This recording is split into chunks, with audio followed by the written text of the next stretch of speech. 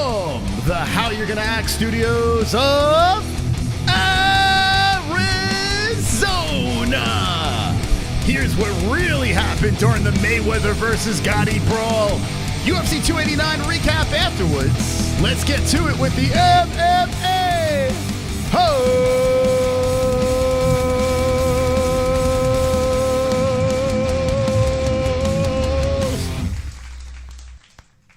Welcome to the stream. It's good to be back here. Tonight on the MMA-Holes, we have a glorious show prepared for you. So everyone strap in and hit that like button, okay? My name is Chris, Mystic Moss, King of the Dragons. I will be chatting with you. We have a special guest on tonight, and we're going to get to that in a second as we discuss the events of Mayweather versus Gotti. That happened on last night, and I didn't think we'd really be talking about it today, to be honest. It's an exhibition bout, and then all of a sudden madness happens. Mayhem. A brawl happens. People trampling each other. The blacks versus the whites. It was craziness, and we're going to discuss that tonight. Afterwards, I will do some UFC 289 stuff as well. But before we get to that, let's get a shout out to our sponsors over here, CBDX.com. The promo code is MMA-HOLES for 20% off the finest of THC products. You get high from this. So go to CBDX.com, promo code MMA-HOLES for 20% off. MyBookie.ag. The promo code is MMA-HOLES for 100% match on your first deposit. Guess what? I won my bets again. Yeah, there we go. Wonderful. So go over to mybookie.ag, promo code MMA-HOLES, 100% match your first deposit, and shout out to Head Rush, 20% off Head Rush. Links are in the description down below. Premium clothing, wonderful clothing. Check it out. Go shopping. Father's Day shopping. Let's go. Wonderful. And UFC is going to be on ESPN all the time. So if you want to watch the UFC, you want to watch Tough tomorrow night, click on our link in the description. And everyone that does that gives us about like 10 to 15 bucks per click. All right, ladies and gentlemen, we're going to get right into it. Shameless plugs are over. Make sure you distribute your likes in the box. And tonight we have a special guest.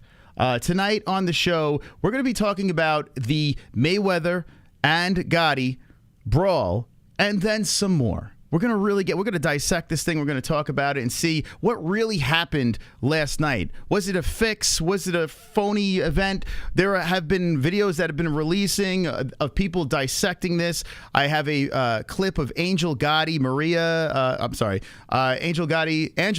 Angel, whatever the hell her name is. Angel Gotti's, John Jr.'s sister. She has something very interesting to say. Also, I found out something about the ref and the judging and all this crazy stuff. So we're going to tie all the pieces together. Ladies and gentlemen, I want to introduce a special guest, first time on the show. His name is Lee Cole. Ladies and gentlemen, a round of applause. Now, it's Lee Cole Jr.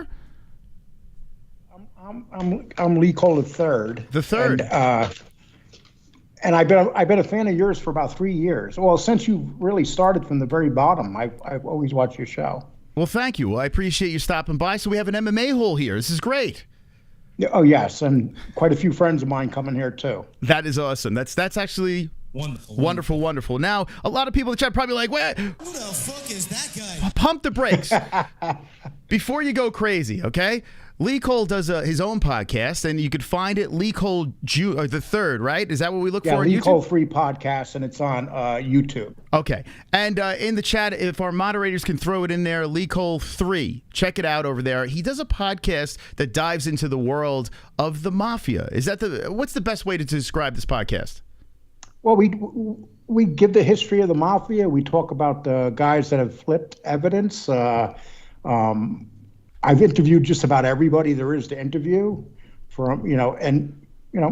it's I do about maybe 4 shows a week. I used to do a lot of lives, but now I like to drop videos, and I do that. And we're working on our Patreon page, and our website's almost done, and our show's growing every day. There we go. So, yeah, go on over there. They're dropping it in the chat. Thank you, my friendly moderators. Appreciate that. Go subscribe to the channel. I subscribed as well, and we'll check out what you got coming up. I did see you. I was just speaking to you about the video that you just put up about a gentleman that I actually had a weird connection to back in the day, and thank God I'm still alive. So go check out his last video. Ozone Park was a place I'm very familiar with. I actually lived in Howard Beach for a while. and we hung out in Ozone Park as kids constantly. We used to call this place the Avenue over there. We were just getting into trouble, this and that. But there was a lot of crazy stuff that went down in Ozone Park, huh? Yeah, well, that's the heart. That's where John Gotti's from. That's that's the heart and the soul of the mob. The Ozone Park boys were very vicious. You had an issue with, thank God that you're alive, because this is a group of guys that shot women. I mean, so they weren't no one to play with. I did see something about, and Casey Jones, thank you so much for the membership, the gifted membership over there. Tropic Tom got it. Thank you.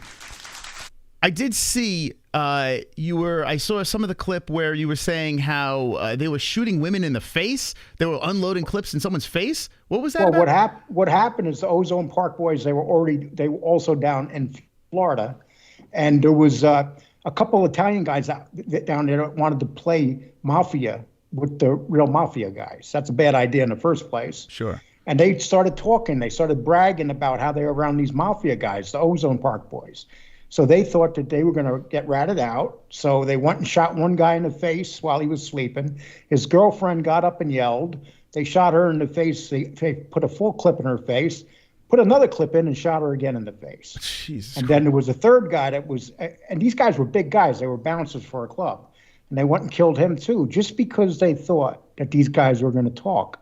And these guys were like, they were all happy to be dealing with these guys from the Queens and stuff. And they were bragging about it, saying, oh, we're with the Ozone Park boys. It didn't work out. They called them the Young Guns.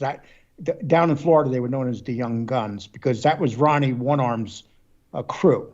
Okay. And they were 10 vicious killers. Wow, man. Yeah, the guy that I messed with, he used to steal airbags for him. Like, that was his deal. Like, I guess he was very low on the totem pole, and he used to steal airbags for the guy. But he was a lunatic too, this dude.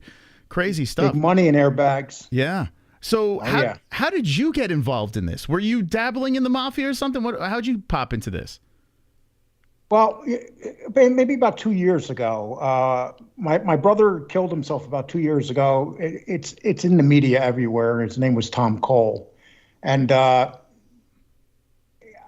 kind of like wanted to put my mind on something else. And I chose to go into an area that I thought I'd never go into. I grew up in New York. I know I've never been into life, but I know people into life. Mm-hmm.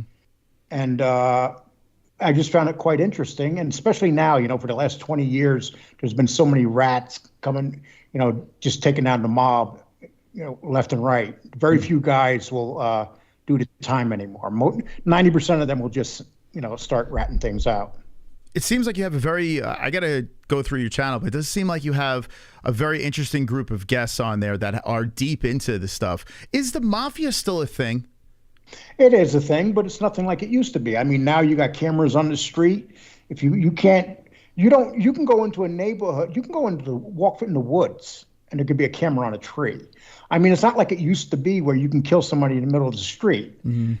And now they come after you for RICO. So if one guy is in a room with somebody that's committing a crime, they could charge the guy that just knows about the crime. So if you just know about a crime, they can hit you with RICO and give you 20 years. Wow. Yeah. So it's not a good business move to be in the Mafia these days, right? It's insane. It's always been insane. It's where your life's going to end. Your life's going to end up in prison or buried where they never find your body, which, I talk about a lot of mobsters have died that way. Mm-hmm. John Gotti was in charge of the Gambino family for 5 years, and then he spent the last 20 years in solitary confinement. For 20 straight years. Yeah.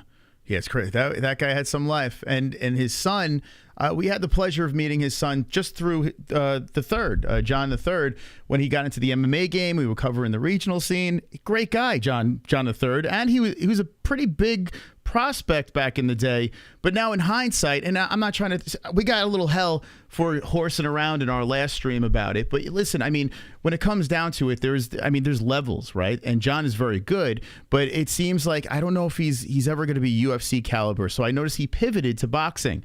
And then when I was looking at his resume on boxing and his opponents, these guys look like they were handpicked. And when we spoke to John Jr., he basically said he is not looking to rush his son. He's looking to take the slow path up and see where it goes, and hopefully it winds up in the UFC or something like that. So now he finds himself fighting Floyd Mayweather Jr. It's amazing, massive leap for him to fight this man, Floyd Mayweather Jr., but it's an exhibition bout. So give me your opinion on this whole setup with Floyd. First of all, anybody that thinks that fight was fixed is absolutely wrong. It was not. People don't do, I'll give you an example. You have one young lady that maybe wrote something that she shouldn't have wrote. Do you think that if she thought her father was fixing that fight, that she would, she's being put out there in front now for something she wrote? Mm-hmm. I mean, it's ridiculous. I thought the same thing. I actually listened to that fight listening to you last night because I wasn't going to pay for it. I'll be honest with you. I don't pay. You saved me a lot of money, Maz. Let me put it that way. A lot of money. I like to hear that. You were talking about the fight, but when you were describing it, I didn't realize all the holding that was going on. But another thing too is you got to remember this referee that's with him is with him on all his fights. He's you got to remember, and also this fight last night was a Mayweather production, and where he got outsmarted, and I think this really got underneath his skin, is that Gotti wanted his money up front because, as we know, he still has not paid Logan Paul a couple $1 million. Correct. Yeah. So Gotti's not going to. Gotti knows he wants his money up front, so he got the majority of his money up front. And the last 2 days was very tense. They went from friends to a lot of anger, and then all of a sudden, Floyd shows up with extra guys. A matter of fact, you were talking yesterday about when they had to slow the fight down because the guys couldn't find seats. Mm-hmm. Floyd went out and got some more members to put in his army because who knows why. Yeah. But why did come on, think about it. The ref stopping that made no sense whatsoever. Floyd could have won 4 more minutes. Gotti would have won 4 more minutes. Sure, Gotti would have probably lost. But the fact of the matter is that was the most ridiculous stoppage I've ever seen in my life. So I just found this out right before I went live. So there's a video. I was looking for it again so I could play it, but I can tell you exactly what happened here. So the ref was talking to people that were filming him right after the fight, and he's like, yes. Listen, you saw that video, right? Yeah. Okay. Yeah. So he basically that's the one with Tarver in it. He's talking to was it Tarver? Okay. The boxer. Yeah. Yeah. So yeah, he was explaining that there's no judges, so you can't take a point. Right. So as he was warning these guys, hey, listen, you can't be doing this, you can't be doing this. They weren't listening. So he's like, what? The only thing left to do is stop the fight. So hearing that, he's actually right. Like, I mean, listen, it's against the rules. It's a weird thing. You should be able to trash talk. Like, it's silly. They're boxing. They're fighting each other. Not being able to trash talk is the dumbest thing ever. What would Muhammad Ali ever do if he couldn't freaking trash talk? Like, it doesn't make any sense, right? But apparently it was in that contract. And like you say, the ref is in Floyd's pocket. He has to honor that contract. So if there's shit talking going there, it is what it is. You got to stop that fight right there. And I think Gotti was so heated because he still had something left in the tank and he wanted to keep going. So it steamrolled into that. The thing is, watching it live, it looked very, very fake, right? It really did. But in a rewatch, and I'm going to play this clip from Angel Gotti, the sister, I got to be honest with you. I think maybe there could have been something in that contract there. It's got to go a certain. I know they're saying it doesn't have to go a certain amount of rounds, but I don't quite believe that. But the melee and the anger in Gotti, I believe, is real. I really do. And watching the people getting trampled afterwards and all this rollover, I'm starting to say, okay, hold on a second. This is strange. Now, I'm going to play this real quick. I want to get the chat's opinion on this. This is the video. It literally, they just had this podcast. Go subscribe to Angel Gotti, which I didn't even know had a podcast over here. But I guess Mafia podcasts are a pretty big thing, huh, Lee? Oh, very. It's a very. You get more and more people in it every day, but you have to know what you're doing, or you won't survive. Okay, what do you mean? Like literally won't survive, or what are you saying? No. I mean you won't survive. there's too much competition out there. Oh, really? Wow. I am literally a casual to this. I had no idea, but I'm going to dive down this road. My wife, Jessie, is like obsessed with Mafia stuff, so I'm sure she's going to love your podcast.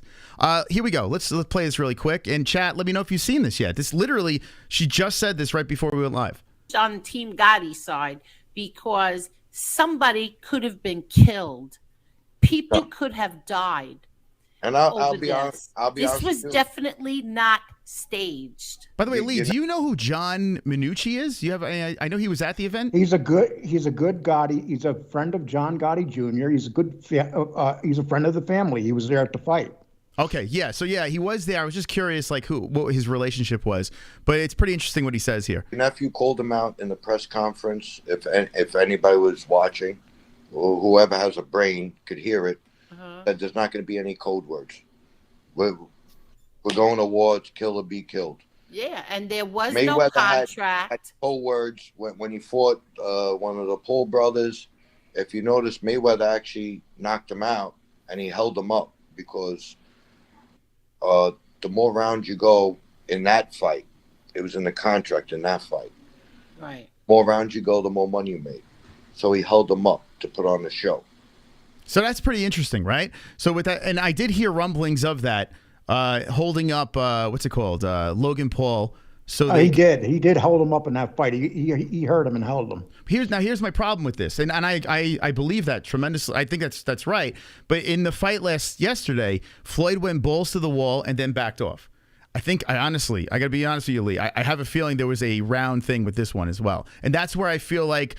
Listen, it's an exhibition bout. So if people say it's scripted in this, it is, really, because it's exhibition. It's nonsense. It's not even a real fight. I mean, they are fighting, but there's no end result, right? Both hands are going to be raised. Everyone's happy.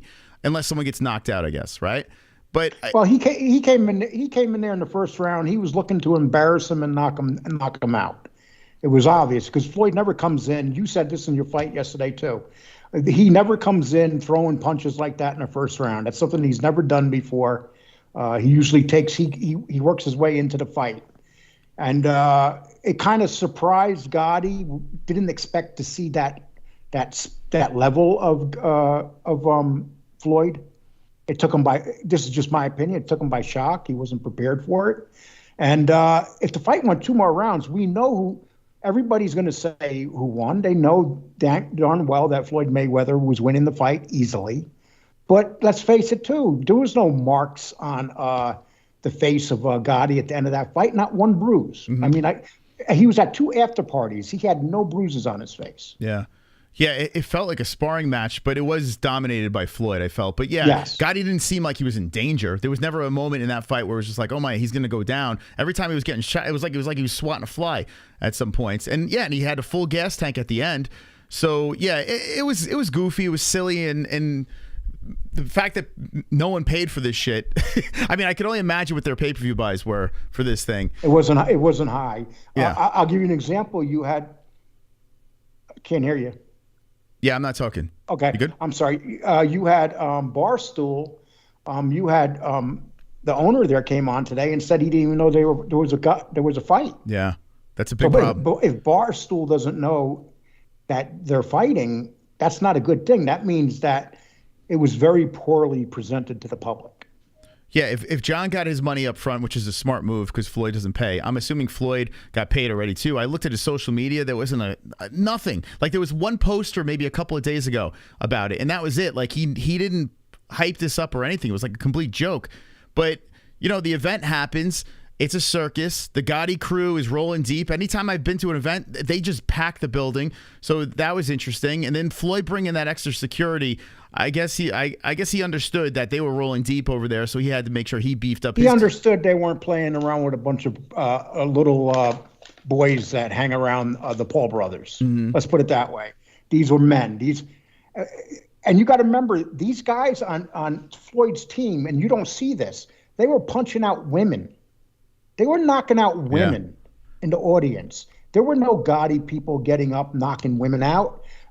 And, you know, they weren't in the ring pushing a guy into the corner like that. That was one group of guys that were doing it. And yet you're going to have this twisted by the media. There's no doubt, because you know, with the way everything is in the media now. I'm not going to cover it more than that, but you know, but let's remember who was doing all the aggression in the fight. Yeah, you're right though. You know, when I was searching for all these videos, there was one video we played it on air where, you know, bunch of meatheads were going after these guys, and it looked pretty bad. But that was the only video that I did see, and then everything else, there was a girl's top that got ripped off, and she was getting kicked in the head with heels. I got a picture of the girl that did it. I can't show the video, but check this out over here. This freaking crazy ratchet girl. She, like, hold on a second.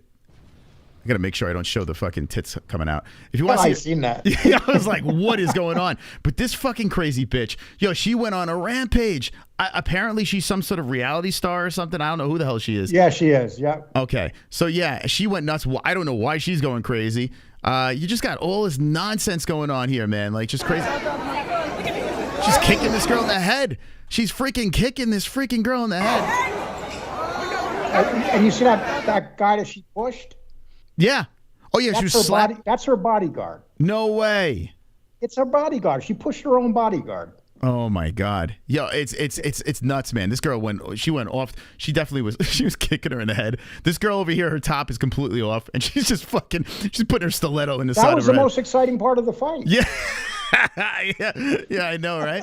It's craziness, mayhem. But yeah, there's all these videos popping up of these nudniks going nuts, and like Gotti said, the sister said, you know, someone could have got killed here. So to say that this was scripted, maybe there was something about the rounds, but that's probably it. I mean, if there was anything, I can't see this whole nonsense with the brawl in real time. Miles, I can guarantee you 100% there was nothing scripted here. What went on?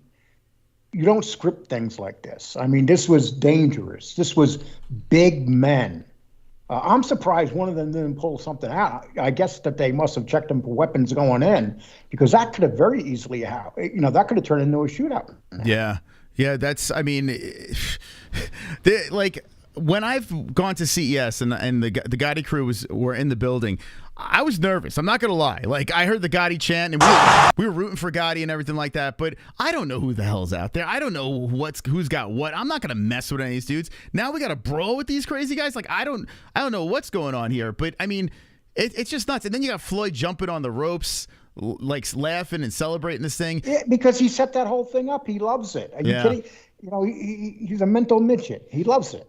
So who would you say in this situation? Like, I think we could agree Gotti probably shouldn't have went crazy after they stopped the fight. Not. So if you think about it, that's the biggest problem there. He shouldn't have done that. But after that, like, everyone jumping in and everything like that, I mean, where's the security? I don't understand this. That's a very good question. The security was very lax. And at the end, when the Gotti went back to the dressing room, the police department showed up and told John Gotti Jr. that they were going to help them all get out to the cars and stuff. And John Gotti says, no, we're walking out of this building without no cops. Mm-hmm. So, you know, these aren't the Logan brothers, the Paul brothers. These are, it's like I said, these are guys that, you know, a lot of them grew up in the streets of New York and stuff. These are tough guys. They'll take a beating before they start having cops take them to their car. So according to that gentleman that was on Angel's podcast, he's basically said that there was an apology after the event, but that doesn't mean that this is squashed. No. So what do you think is going to happen? They went to the Hard Rock Cafe. They had a watch party. They all went there, and you know, there was a lot of lies told that John III had bruised up face and stuff. It looked like he was hit with pillows if he had bruised up face. And listen, I'm not making there's no doubt Floyd won that easy. And I'm not going to be one of those fools saying otherwise. But the fact of the matter is, he never put him in danger. Let's put it that way. There you go. All right, chat. We got a live chat going over here. Let me know what you think about what was said. Do you still think it was fixed? Do you think it was real? What do you think is the repercussions for something like this? We had last night, I'm not going to say the guy's name, but a promoter, I was going back and forth with a promoter and a matchmaker, and they basically agreed with what I was saying on air, where John Gotti, like, what's next? Like, who's going to sanction a John Gotti fight now? Because he does roll deep, and he did, I mean, after the fight was stopped, he jumped over. Like the promoter was telling me, bare knuckle seems like a good idea. UFC dreams out the window. What do you think is next for John, the third? My opinion, people are going to say I'm crazy. I think they'll fight again. Okay. And let me tell you why. Because now nobody knew about this fight. Now everybody knows about it today. Everybody. It's everywhere. Mm-hmm. It's on ESPN. I mean, once people come to calmer minds and say, look, people next time will pay for this, even though we most likely know the outcome. Yeah. And I look at it this way. If Conor McGregor can throw a hand truck through a window of a bus and almost kill a couple people, and they could use that to boost him up, what happened yesterday was no worse than that hand truck going through that bus window. Yeah. I mean, that would, you're talking, he literally could have killed somebody. Oh, absolutely. Yeah. And they still used that, and they promoted it, and they'll promote anything. I mean, if you have an opportunity of somebody making a lot of money here, again, and listen, I know people are going to say, no, Lee, you're wrong. But, we've seen this so many times in this. Maz, you do the MMA, and you see all the time people that they say will never rematch again, they rematch. Yeah. So my only thing is this was such a lopsided mess that I don't know how, like I understand the money point of view. I don't know how you can say that Gotti would even have a shot in a rematch. Like, it was just. Oh, no, I'm not saying that. Yeah. But I mean, but there's a lot of people that don't know. They're not even watching the fight from last night. They're just looking at everything else. Mm-hmm. People will literally buy that fight just because they're looking at everything else. Just as a show. You're saying like a show, right? Like, so basically. It's a show. Yeah. Look what happened. Come on. That fight went from nobody knowing it was on to everybody knowing it was on. Mm-hmm. Yeah. You had the idiot Skip Bayless talking about it, and he was talking about it with Shannon Sharp, and then you had ESPN was doing it. I mean, that fight got so much publicity. The New York Post put an article out today. It made the Post. They talked about Barstool. They talked about Jeff Nadeau. I mean, they talked about a lot of people today. Yeah, I mean, it is. It's all over the place. Yeah, I mean, listen, there are crazier circus fights. I mean, you had Lamar Odom versus that guy that killed himself, that little white kid. Like that they have circus fights all the time. It's gonna be interesting to see where they would sanction something like this, considering the ruckus that came. But money talks, right? There's gonna be some place. Let me tell you, when those guys, okay, we know it can't be in a casino. Yeah. Because John Jr. is not allowed in a casino. Okay. well, you know what's funny though? CES was in a casino. CES event was in a casino. John Jr. was there. I heard that one time you had to go to a casino and he dressed up. maybe he had to, they had to escort him through the casino. But yeah, we met him. We actually met him in the hallway of a casino, John Jr. And he was there. Yeah, that's interesting. But that's not just John Jr. That's anybody that's in that life. Okay. Yeah. You never really, you get put in a book and stuff, whatever they call it. And but maybe, hey, listen, I think that fight, this is just my opinion. If they fought again, it's going to sell out. And I would tell John Gotti III, run across the ring like he did in the 6th round and just go at him. What do you have to lose? Yeah. Yeah. All right. So Lee says it's going to happen. I don't think it is, to be honest with you. I understand money talks. I don't think it will happen. It's just, if no one bought this first one, I think people are like, yeah, this is just too stupid. I saw Ariel Helwani tweeting saying this is rigged. And, I think people are just going to go with that and say, yeah, this is nonsense. When's he been right about anything anyway? He's a dick. He's a fucking asshole. I can't stand that guy. Let's see. Chat, what do you got over here? We got a donation coming in from KC. Thank you for gifting another membership. Lee, thank you. I saw you re-upped your membership. I appreciate that, my man. Thank you so much. No, I forgot that I didn't even have it here, and I came in the other day and realized I didn't. Oh, that was very nice. I love coming to your show because it's like I said, you saved me a lot of money, and people don't realize that in the old days, people used to listen to fights on radio. Mm-hmm. And you kind of give them that with your show. You give them the opportunity. And I just say to myself, I'm listening to a fight on a radio. Yeah. I remember listening to when Ali fought the first fight against Frazier. It was on radio. Mm-hmm. And I was a little boy.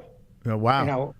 I thought you were about that's the 21. opportunity. Wait, And, what do you mean? You're a little, wait, how old are you? I think you were like 21 years old. What's going on here? I'm 62 years old. 62. Oh my God, I didn't think that. I just lost over 50 pounds, and good for you. Yeah, the trolls want me to die, so I want to live. So I just lost a bunch of weight. All right, chat. What do you got here? We got a donation from. This is from Roberto. Wonderful.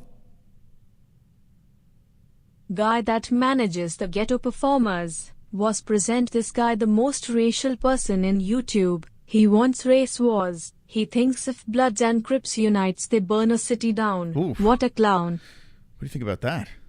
Who's she talking about? That's Vishwana. She reads the donations. But I think he's basically saying, like, this could start a race war. That's what I thought. When I was watching Oh, without a doubt. It just seemed like, oh, here we go. Why is this happening right now? It was ugly to watch. Like you got two different colors going at it. It's like I felt like I was watching a Bronx Tale. It was a little silly. But, and it's trickling over to the next. The good news is when I did see the girl ripping the other girl's top off, there were multi-races working together. So that's good. I hope people look at that, not the nonsense between, Italians versus blacks and all that crazy shit. The media was all over the racism angle, and plus some people made mistakes. I've done it. We all done it. Yeah. You just got to be. We're in a new era where you just got to be more careful. Whatever you write, when you call people animals, right away they turn that into racism.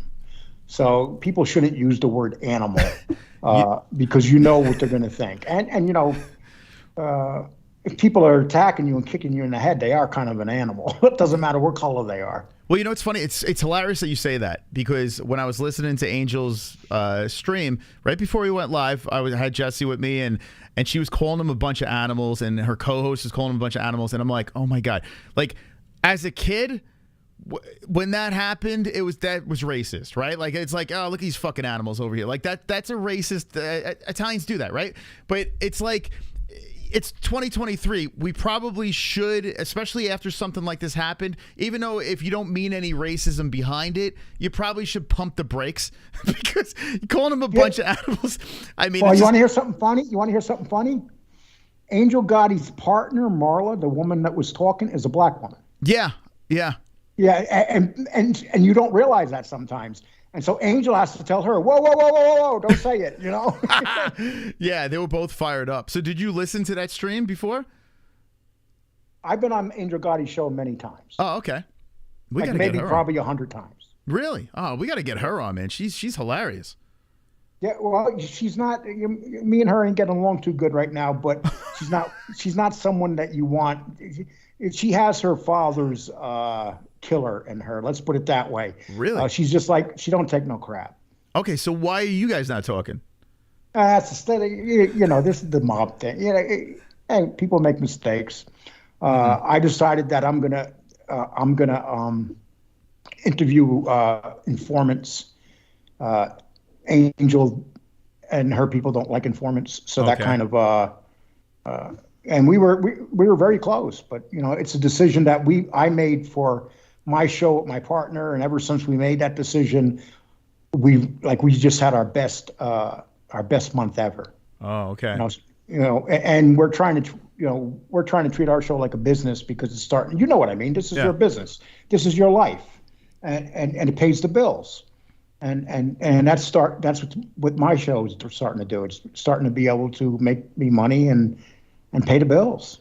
So yeah, I noticed. Well, I mean, I'm not really into this world, but I do notice that, like, the little bit that I have seen, it's very clicky, and yes, and you have to make sure you stay on one side, because once you start dabbling to the other side, getting the other side of the story, it's a wrap. Yeah, and that's what happened with me.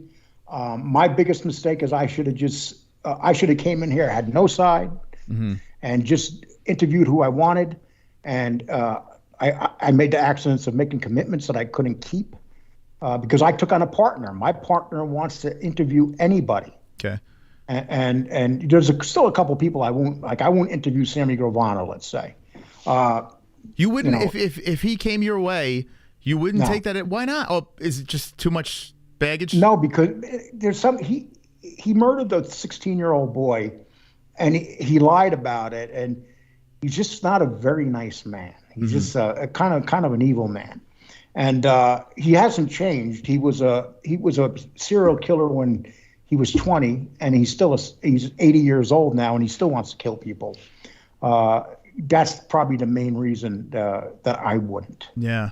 Yeah, I guess that's not a good look. I tell you, John Jr. was the nicest guy. We met him a bunch of times. He is such a... He's like... I was shocked. I'm like, this guy is John Gotti Jr. How is this even possible? Such a nice... And his son is super nice. Like, and see, that's what I mean, though. You know, the media will make them into like... they were the bad guys here. But if you look at John III, he never has nothing in his history of doing anything like that. Oh, I can ask you this. Has Floyd Mayweather gone to prison for beating women up? Yeah, yeah. Has John Gotti III? When we've had John on, every time he said, I don't want to be known because of my father or my grandfather. He's like, I have a whole different path. He didn't want to be, you know, attached to any mob or anything like that. He wanted to be a fighter. Like that's his thing. And it was crazy. When we did the last stream, some girl says, I went to school with John and you're talking shit. I'm like, what the fuck? Like, I was having a little fun, but I'm pro John, man. Like, he's actually a stand-up guy. Long Island, the whole thing. Like, I don't know, but it seems like everyone's so sensitive. People don't understand. You have a shtick that you were doing last night. Yeah. And you do it well. But you probably, when you sit down and think about it and you look at the other side, we got to look at both sides here. Yeah. I think that the worst thing that John III did was run at him like that. He should have never done it. I bet he regrets it. Fight was over, end of story, walk away. But there was a lot of horrible things being said in there, not regular cursing back and forth. You know, I mean, there was some vicious words coming out of their mouths. Yeah. It seemed it was a lot of them calling each other a bitch from what I heard. But yeah, I mean, I wonder if John called him the N-word. Do you think John did that? No. They would never. No. Oh my God. No. You know, can you imagine if he did that? Yeah. His life and career would be over. You think John was like, you Moulignon? Did you think he say that or anything like that or no? I think he works out in the gym with all colors every day. I don't think, you know, he's an MMA fighter.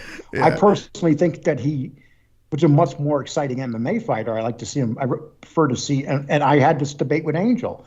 I said that I disagree with him boxing. He should be an MMA fighter, because he was very exciting at that. And Joe Rogan blew him up. If Joe Rogan blows you up on his show, you do what Joe Rogan says. You know? Yeah. And that's why it didn't make sense to me getting away from doing that. Yeah, no, I hear you, man. I hear you. We got another. But if he made $1 million yesterday, maybe it does make sense. How much do you think he made? Like I was listening to that podcast, and I was hoping they would give a number or a ballpark. I wonder what he made. Well, you know, this way, his father knows how to make money. Yeah. You know, there's no doubt about that. He lives in a beautiful house on Long Island. He doesn't get involved with any of this crap online here. He stays out of it, and he raises his family, all good kids. His daughter is a top Division III point guard. Most people don't notice in college. And so it's obvious it's a very athletic family. But, you know, he's probably shocked at this. You know, what happened yesterday, I can just see he was shocked. Yeah, the way he jumped in there, he's like, what's going on? Like, you can tell, like, this is... when I watched John Jr. hop in there, I was like, okay, wait, hold on a second. Like, in real time, I was like, this is a work. This is silly. But in like, hindsight, I'm like, oh, shit, man. I think I was off on that. And I actually reached out to John Jr. see if I could get him. You know, I've had, you know, my run-ins with him. He's such a nice guy. I gave it a shot. I threw it out there. Should I mention your name? No. I know Lee. No. You know what you do? You know what you do? Get a hold of Angel, and you never know. But I'm gonna be honest with you. One thing about John Jr., he doesn't get involved with any of this stuff. Yeah. None of it. He's just very private guy. Very rarely, but you know what? It's like they said when they were down there, they had hundreds of people that literally flew from all over the country to see this fight. That were Gotti people. Yeah, dude, it's packed. Yeah, and he knew that. Floyd knew that he wasn't going to be able to bully that group of people like he could like that idiot that took his hat, you know. Yeah, Jake. Yeah. Yeah, Jake. I mean, Jake could have got killed that day. That was so stupid. He has no idea what he was doing. Yeah, well, he's a knucklehead. He's a smart businessman, but a knucklehead. We got another alert. We've got a lot of smart businessmen around here. Yeah. Even Floyd, you can say what you want about Floyd. People say, oh, Floyd's broke and all that. He seems to be living pretty good for a broke guy. Yeah, Floyd's just fine. We got an alert here from, this is from Manny C. If you notice that the Mayweather team surrounded Gotti, but didn't swing, I wanted to ask Lee, what would have happened if Gotti would have gotten jumped? Would the Mayweather team need to be careful when starting their cars?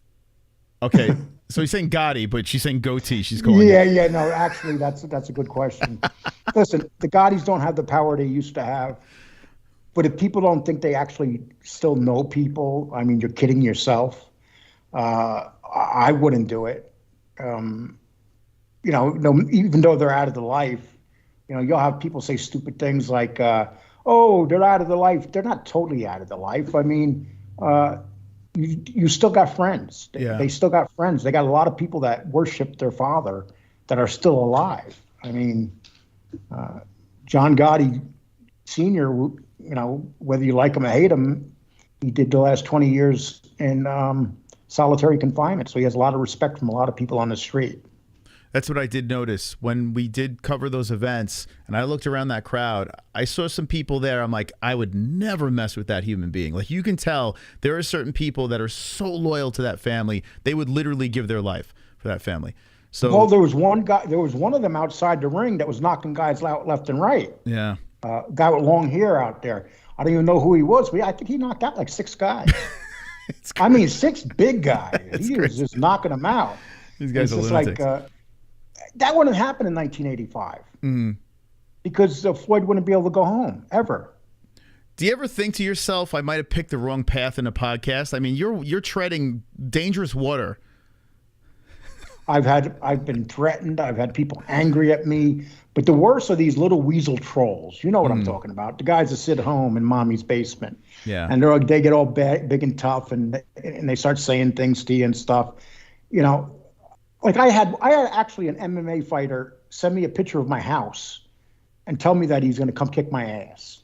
And you know, I worry about guys like that. Yeah.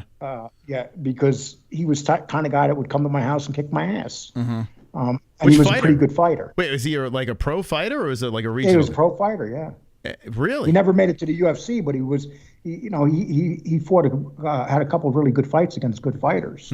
What'd you do? Why'd you get him so mad? What happened? Because we had a debate and I was going at him pretty hard on a channel, and that was his way of warning me, I guess. Well, but you have it happen all the time. It's funny you mention him. He's here right now. Should I bring him on or no? I get along good with him. Okay, I have no okay. issues. I have no issues with him whatsoever. Yeah, that was way back 2 years ago. Okay. You know, when I came into this, I was a big asshole. I got into arguments with everybody. Now I'm just doing my own thing and trying to stay the hell out of this. Sure. And where do you reside now? I live in Texas. Oh, in Amarillo. My family's from New York. I grew up in New York, and I'm in Texas now in the Amarillo area. And you walk around with that Yankee hat in Texas? They don't want to knock you out when they see you with that hat? People here are real good people. Yeah. You know, if you got a cowboy looking for you here, you got a problem. You know, it's not, you know, you treat people good here. I live in the most wonderful area. You know, I've been all over this country. Where I live right here, I absolutely love Texas. And plus, ribeye steak is the cheapest here than any place in the country. There you go. Yeah. So if you like your ribeye, this is the place to be. Well, everyone's fleeing New York. I fled New York as well. Now we're in Arizona. So my family too. It's doing the same thing. So you still have family there? My sister has a martial arts school there, and I got two family members there. We had 11. 4 is gone now, but we're all over the country now. But we grew up in New York. I grew up in Yonkers, and I worked in Manhattan and when I was married, I lived in Brooklyn and Queens. Oh, look at that. What part of Queens? Down by Ditmars Boulevard in Astoria. Okay. And then I lived in Bensonhurst, Bay Ridge area, by Sheepshead Bay too. I lived in 3 areas in Brooklyn. And have you ever gotten into trouble, like running around Queens, New York, or Brooklyn, or whatever? Have I gotten in trouble? Yeah. What kind of trouble you get into? Yeah, I got kind of an arrest record. Oh, do you really? What'd you get arrested for? Just about everything. Rape or no? What happened? No hitting people. No, Okay. My stuff was always monetary stuff. I done some. I'm not. You listen. I'll give you an example. When I started in the mob genre, people that didn't like me, the first thing they did is show my criminal record. Oh, so then but my attitude is, this is the mob genre. I got a criminal record. Okay. Yeah. So yeah, you have you have some street cred now. So how much time did you do? I've always done altogether. I've done about 3 years, but it's always been county time. Okay. I've always been lucky where I didn't, and believe me, I should have done state time, but I've always been lucky that way. And I've been a good boy for about 15 years now. Good for you, man. Yeah, see, you pulled it all together. So you moved to Texas. You straightened yourself out then. Yeah. Last time I got in trouble was after one of my divorces, and right after that I got in trouble again. How many divorces did you have? 3. What? You didn't learn your lesson after the second? Who the hell ever learns a lesson with women? I'm on my second, and I think I'm going to stick with this one though. So 3, huh? Well, you know what? You're getting her pregnant all the time, That's so you right. got no choice. You got to stick with her. Locking her up. That's it. And and I'm going to tell you something. You should listen to her more often. I should. When she was so annoyed with you yesterday when you were pretending that Floyd was losing the fight. Yeah. Yeah, she was like that. You can annoy the hell out of her sometimes, and I can swear you do it on purpose. Yeah, well, I'm a dick. I'm a dickhead, but she gets me back. We get each other back pretty good. But no, we have a loving relationship in front of everybody. Well, what I like about your show is the fact that she actually knows what she's talking about. I mean, you got really lucky there that you have that partnership, and I can imagine, like, if you guys have an argument and all of a sudden you got to do a show for 3 hours, that can't be the easiest thing in the world. No. Well, I'm weird like that. Like, we'll get into a tiff on air, but I'm like in like razor sharp, let's get to the next topic thing. So I'm always in that zone. So it doesn't really bother us. We get into silly arguments here and there, but it's fun content when we yell and scream at each other. I think people, we shake things up a little bit, but it doesn't roll into our real life, thank God. Because if it did that, then we'd probably be... That'd be it. But it's funny. I know people in the mob genre, and I told them about your show, and they come over and look at it, and they go, "Oh, I'm going to start a show and do something like them." And they soon realize that what you do is almost impossible to do. It isn't easy. Yeah, a lot of people try to get in front of a microphone because it's like, oh, you're just sitting there and talking. It's not that simple.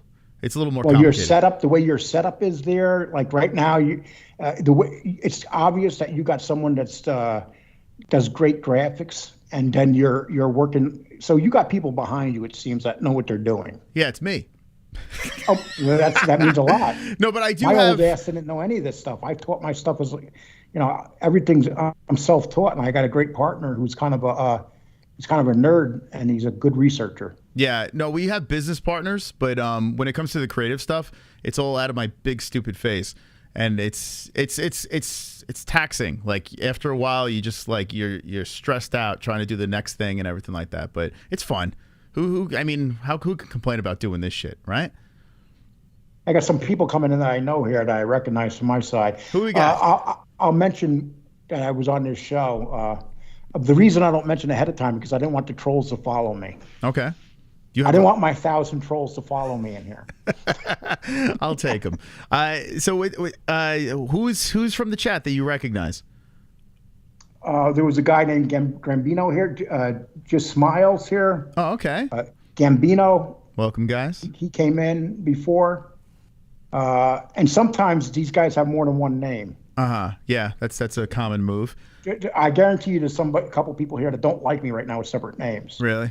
Well, if they don't like you, if they're but they're always in your stream, they're massive fans. They just show it in a unique way. Yeah, we get hate watchers. Like in the mob genre, we get hate watchers. I got to dabble into this road, man. This is very. What other channels should we, if we're like into this stuff besides your channel? Like, what's a channel that you would recommend?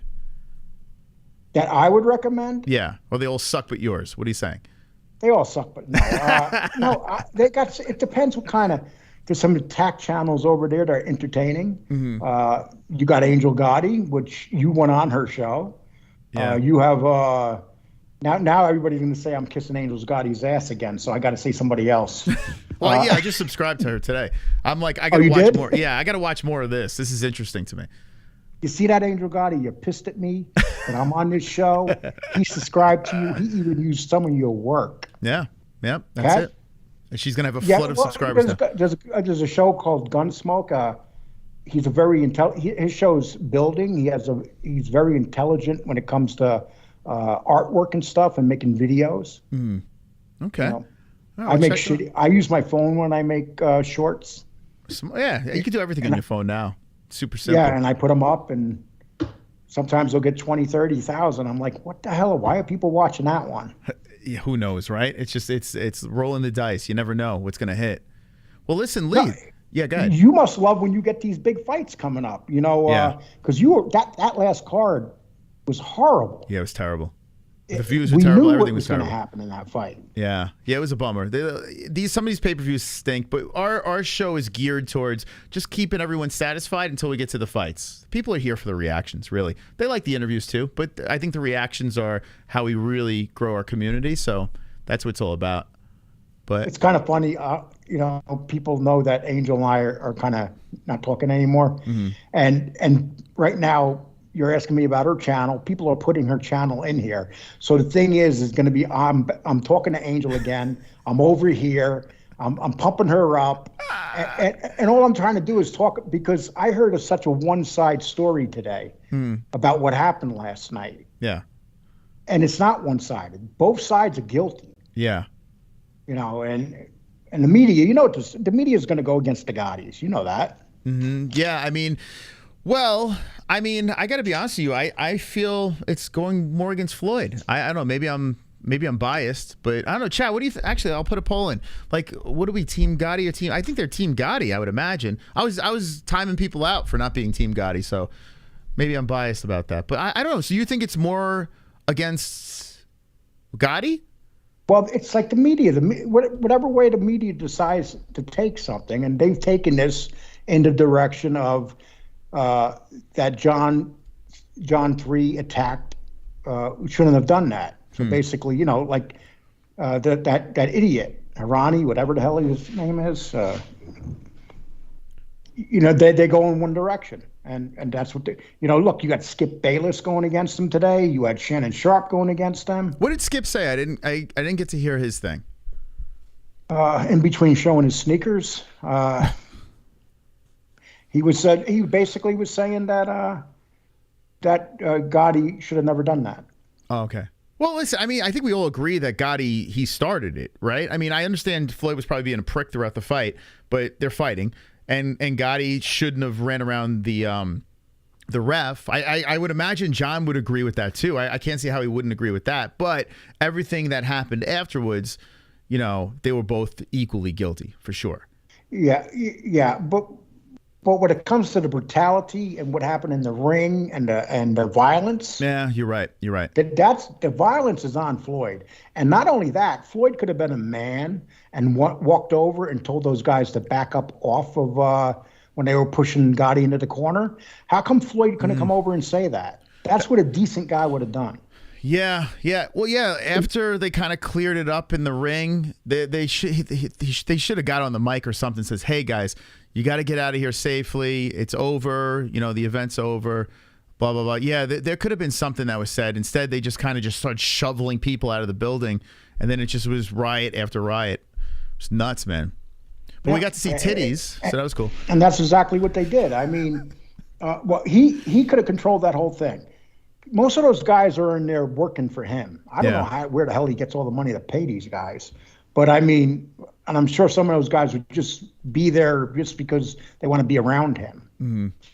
But, you know, look at the size of the guys he goes out to take care of his crew, let's say. They're all like 6'5" monsters. What was crazy was when John went after him in the beginning, the one of Floyd's bodyguards was the first guy over to stop it, and then John's coach jumped in, and it was like, it looked like all he wanted to do was just stop, you know, John from going in. It looked like he was just trying to break it up, and then mayhem. It was just like, no, they're separating these guys. They weren't they were trying to separate it and then knuckle. How do you have an event where you're allowing everyone to jump into the ring? Like, that's the craziest shit. Like, it was amazing that it happened in the UFC with Conor and Khabib. Like, that was crazy to see that go down. You would think after events like that, okay, they're never going to let that happen again. There's going to be enough security, but I guess that wasn't the case. Well, you know, it's funny. You remember the bar scene in A Bronx Tale when the big fat guy comes out and pushes the guy against the bar? Yeah. I know there was a couple of those guys that big in the audience, and I was saying, I hope they don't roll up into this thing. Because, you know, I'm talking 300-400-pound guys. And I was like, you know, I'm actually kind of surprised some of them didn't roll up there. Yeah. Well, the poll is in. So far, 62% are saying their team Gotti, 38% saying team Floyd. We'll leave that up over there. But I got to say, James Gandolfini's here. Big fan. So let's wrap this up in a little bow, okay? So it wasn't fixed, right? When it came to the brawl and everything 100% like that. 100% not fixed. Okay, not fixed. Do you think there is something, though, that perhaps it was supposed to go X amount of rounds, or there's something that we're not hearing? No. Okay, so it's completely legit, you're saying? 100% legit. Okay. That kid, he's a good kid, man. He's not going to be taking no dive for nobody or... no, he just made the mistake of not fighting hard early. And Floyd came out and just threw him totally off his game by coming out like that. Mm-hmm. Totally threw him off his game. Got in his head, controlled him for 5 rounds. And the only thing somebody was saying that, Floyd wanted the fight to stop because he didn't want it to go 2 more rounds. 2 more 2-minute rounds? What are you, crazy? Floyd can't go 2-minute rounds? yeah, that's a little silly. Floyd doesn't get tired. Yeah, it was weird though to see him start that fast. It threw me off a little bit too. I was like, wow, this is different. Like, usually Floyd kind of kicks back, loses a round or two, and then just beats the shit out of his opponent. But yeah, I think he was supposed to go in there. They thought it was going to be an easy exhibition. Yeah, and Floyd said, nope, I'm going to go balls to the wall right now. Mm-hmm. Well, all right. Floyd probably wanted to go home early and, I don't know, go beat his wife or something. Yeah, probably, or try to read a book. Listen, Lee, it's been a pleasure. It's been a pleasure hanging out. I enjoyed it, man. Yeah, good times. And if anything else pops off with the Mafia, we know who to call now. Okay. Well, yeah, but next time, can you have the better part of the show here, because she's kind of like, you know, I love her as on this show.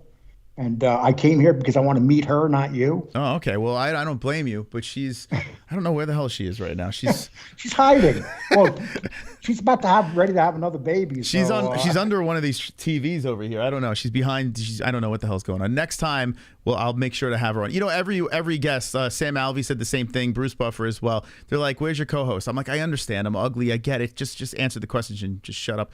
But thank you, Lee. I appreciate you stopping by. And have a great night. Okay. And please go sub to Lee Cole 3. If you have not subbed there, it's an awesome show. And thank you, my man. I appreciate it. I had a great time. There he is, Lee Cole 3, live on the MMA-Holes. What do you say, chat?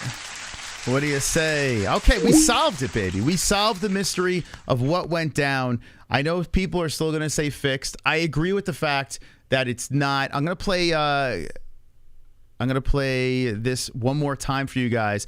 Listen, I understand this is only one side of the story over here, okay?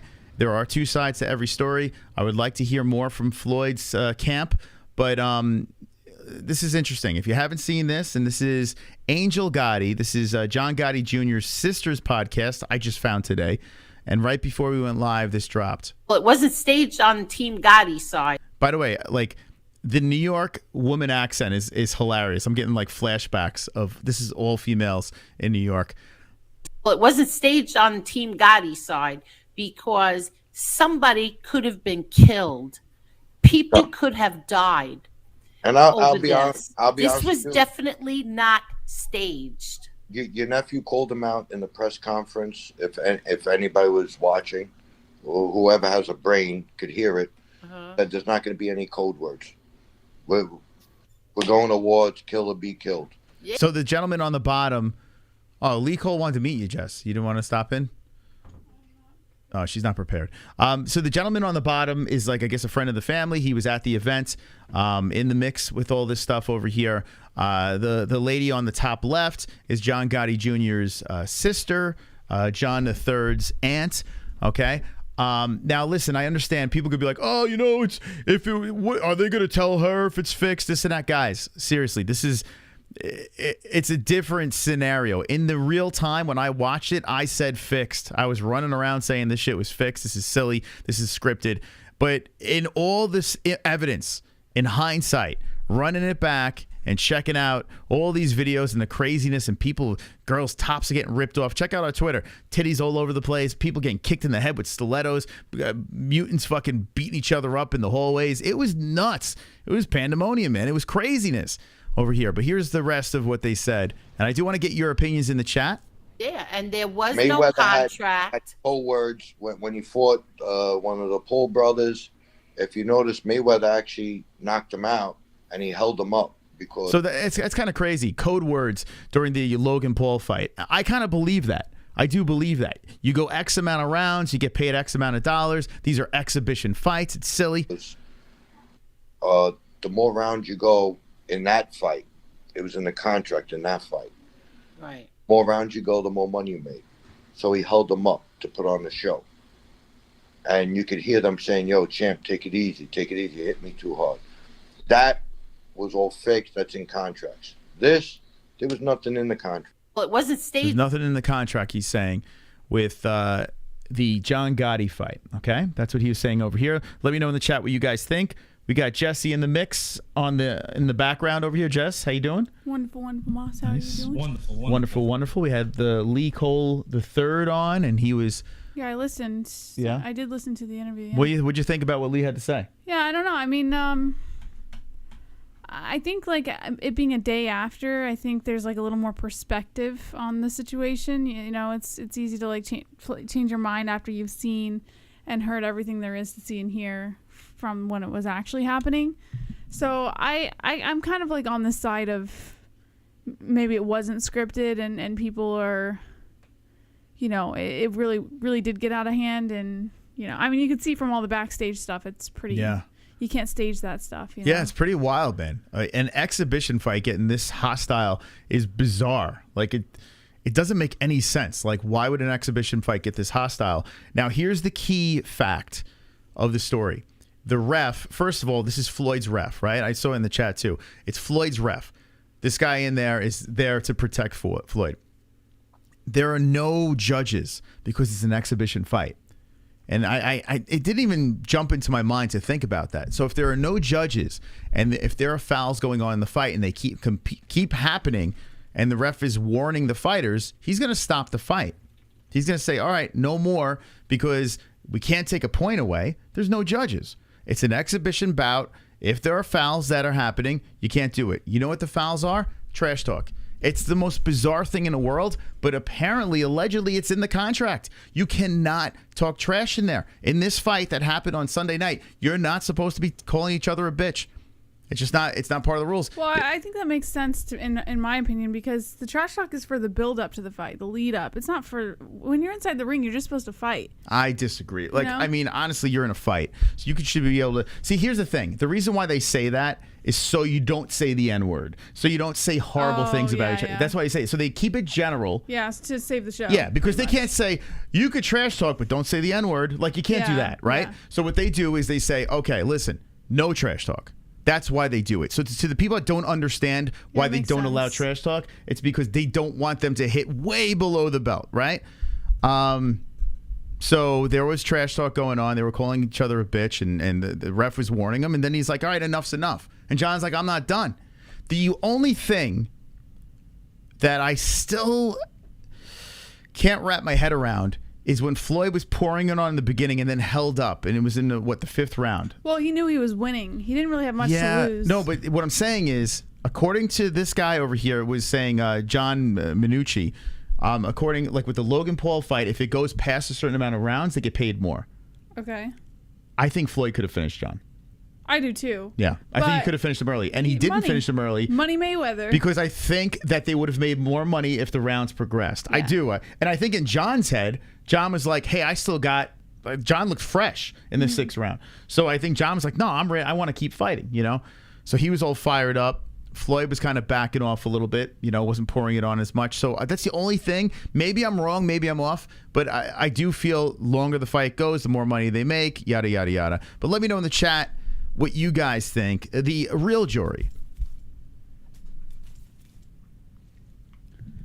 Anakin says the fact that there was all that chaos in the ring with people fighting each other is insane. Yeah, I think the inciting violence thing should be more talked about. Not whether or not like this thing was fixed or whatever, because even let's say like some of these theories are right and it was fixed, which I don't think it is at this point. I don't think anybody really thinks it's fixed at this point. But if you still believe it, whether you do or don't, you're still inciting violence in the crowd, and it's kind of like what we had said on Sunday night and what Angel Gotti said on her podcast earlier is like people could have freaking died, you know, like this. It turned into a whole other situation that it didn't need to be. Scripted but was taken too far. No, I don't think so anymore. I don't think so. I think this played out in a way that people weren't expecting. Hope you're feeling okay. Thank you, 2 joints. Is Logan kicking? Yes. Burrito says JRF. So is this young Gotti a real one? Is he with the business? I mean, look at who his father is. I don't know. John III. So I can answer that. Sorry, I was taking a piss.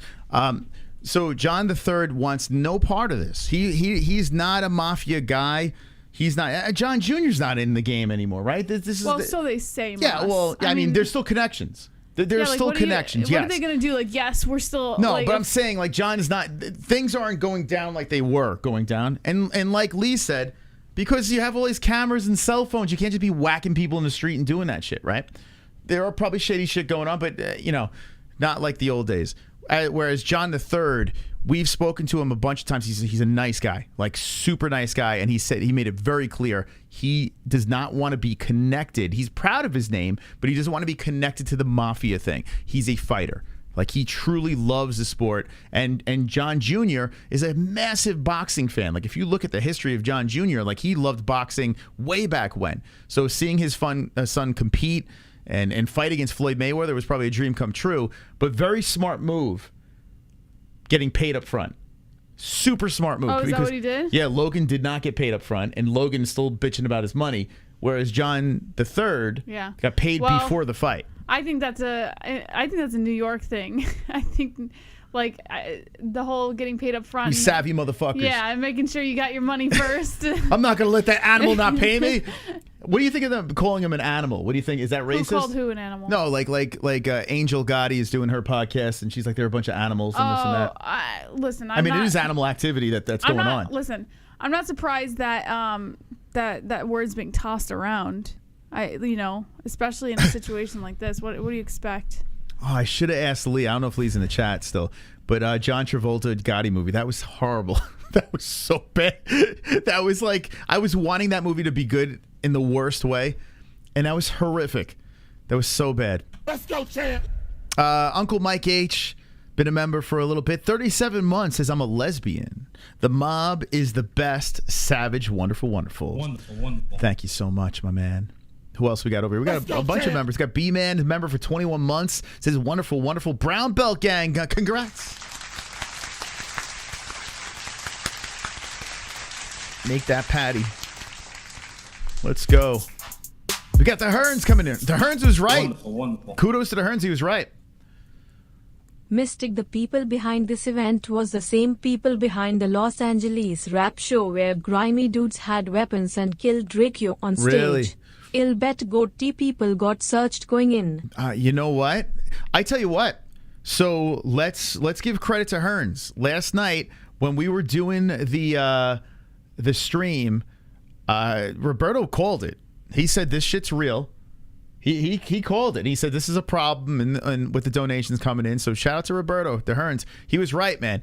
Looking at the evidence and listening to, I mean, we're mostly hearing Gotti's side of the story, but I mean, The Floyd side of the story is people getting trampled. Like it's just like it's crazy, man. If you see that chick that's going nuts, what do you think about that video where the girl's getting her top ripped off? I don't like that video. I don't like watching it. You don't like the two girls beating the shit out of each other? Disturbing. Shit, that stupid bitch was like slapping her bodyguard, her own bodyguard.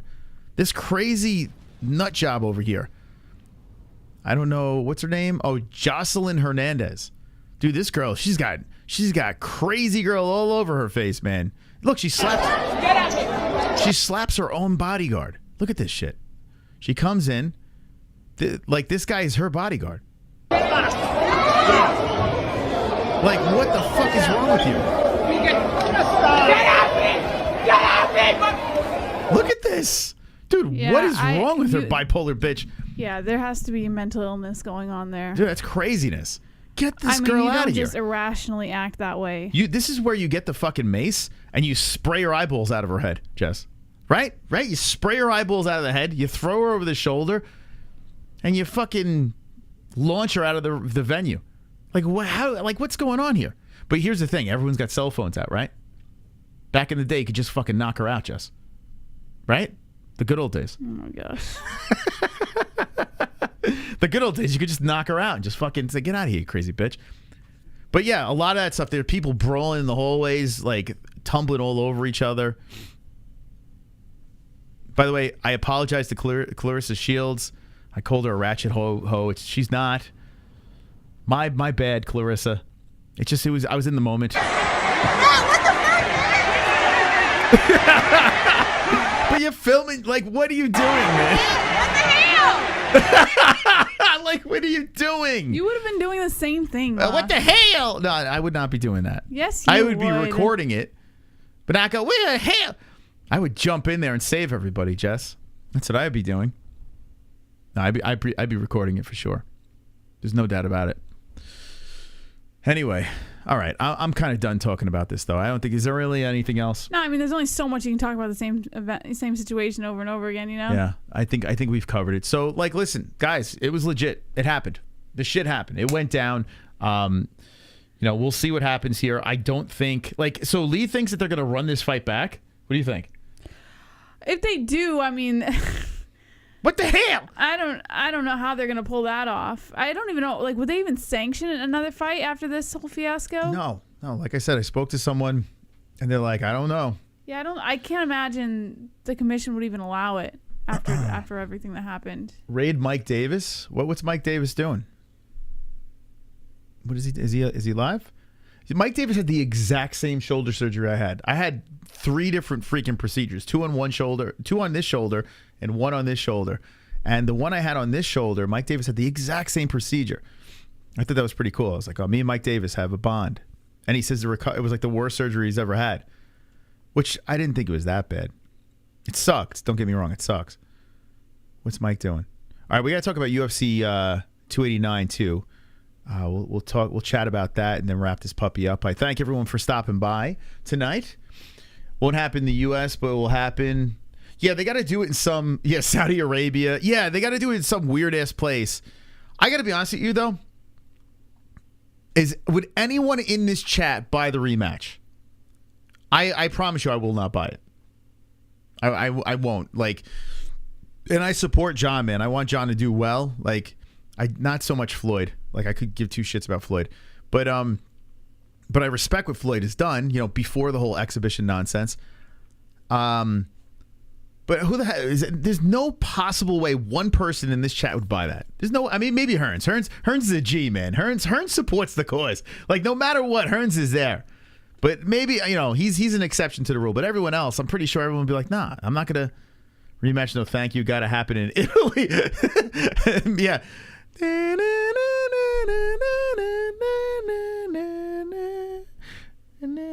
I'll stream it like it did last night. You can't be saying this. They're going to find you, man. They're going to hunt you down. You know what's funny? I had gotten done I just started watching The Irishman before all this happened on Sunday night. Yeah. And I was like, what are the odds That I'm like watching this mafia movie and then I think it's amazing. Like and I gotta then be this honest with stuff you. happens. I'm getting nostalgic, like the New York. Like I'm hearing, like I don't know, like I like getting nostalgic. When I went to Lee Cole's channel and I saw the freaking the video on Ronnie One Arm, I'm like, are you kidding me? That's crazy. Like it's and then Gotti getting into a fucking brawl with Floyd Mayweather. I think it's amazing. Like I don't know, like I don't want to see it again. I'm good. One and done. It's like give me a movie that should never have a sequel. There's a lot of movies out there. You made the movie. It's done. No need to make the sequel. I love mafia movies. I'll watch any sequel. Well, no. Gotti, Floyd, too? I would watch anything that was mafia. I mean, unless you can guarantee me another brawl. I'll think about it. Where's Mike Davis? Hold on a second. Mike Davis. You guys want to raid? I do miss New York. Like not to live there. I miss New York. The vibe. I miss the feel. I miss a lot about New York, but I never would want to move back there. I would like to get a place where I could visit, you know, go visit family Small and friends doses. and then get the fuck out. Yeah. I don't think I could ever live there again, but I do miss I it. could. What's Mike doing? Man, Mike's been streaming all day. He was on earlier today. Mike Davis. If you haven't seen Mike Davis has like one of the coolest YouTube intros. Am I with you? No. Hold on, he's blasted. He has this video of him and Sadiq Yusuf in the Contender Series, and they added punching sound effects. Dude, it's like the fucking. Hold on, it's the coolest thing. Let me see. Why am I not logged in?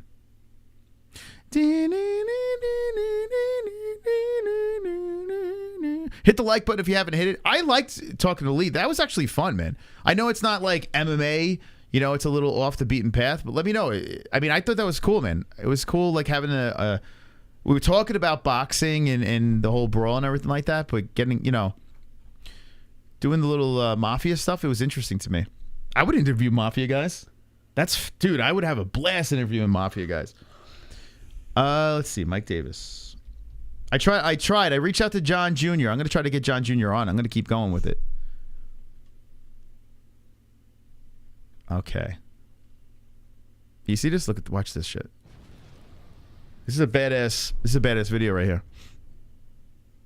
The world that is red. Can I play this? Look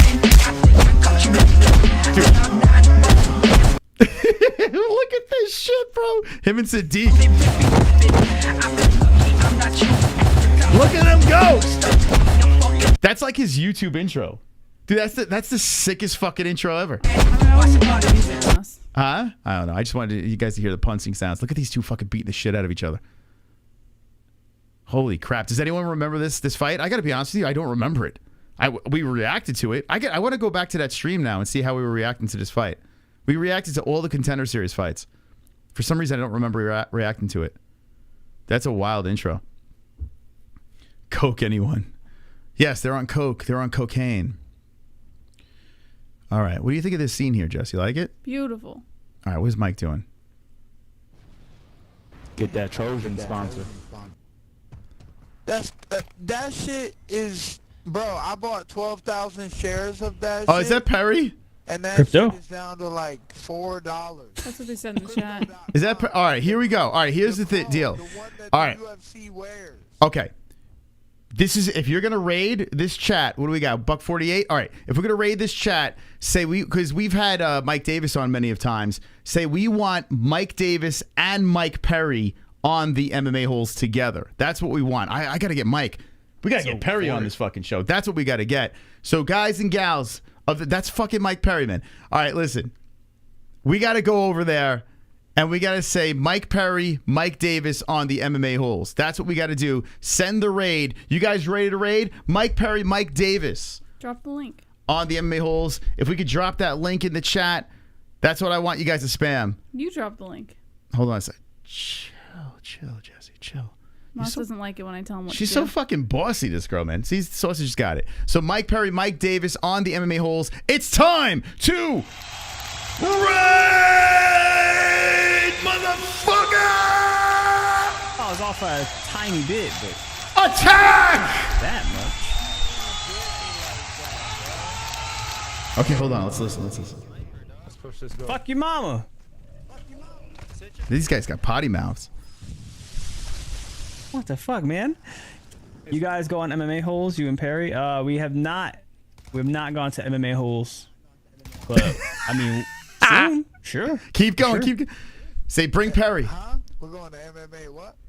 I would do, it's someone on YouTube. They're kind of like a podcast on YouTube, but very, very popular, very, very good. See? Mike's our boy. Yo, tell. MMA fighter? Yeah. No, it's like a podcast. Like a really good looking guy.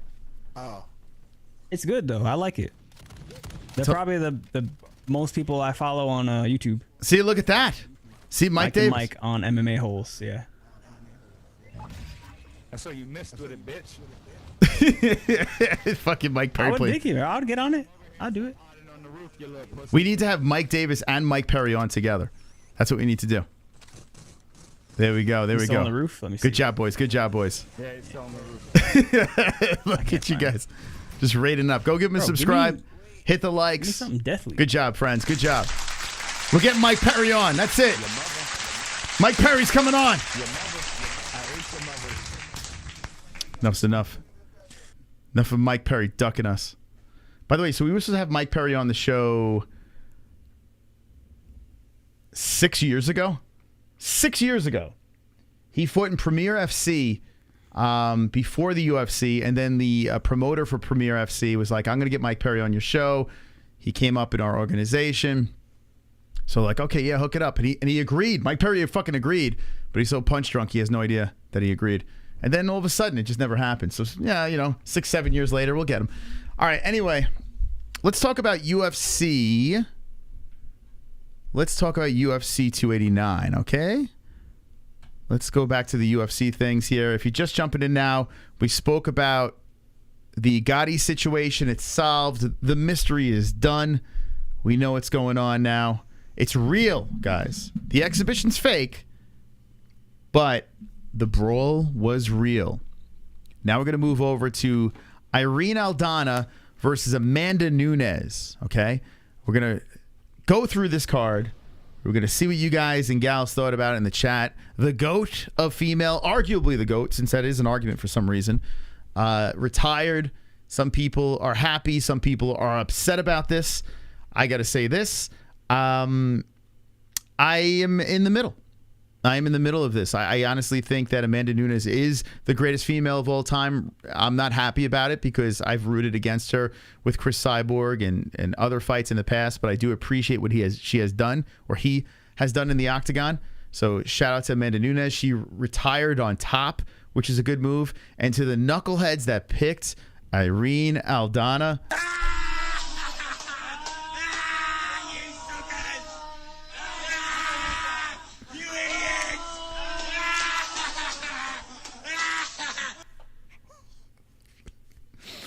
The people actually picked her. People picked Irene Aldana. Just saying. I just want fentanyl. Is that why they picked Irene Aldana or Irene Aldana? Anyway, that happened. But let's go into the Shark Tank room over here.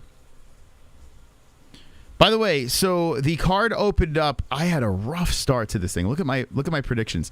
I started off on this thing. I was just like, boom, boom, boom, just getting slaughtered, right? Just slaughtered over here. And then people were like, "Oh, Mystic, you're not Mystic. Oh my God, hey, where did the picks go? What the hell? Oh, is it because I refreshed it?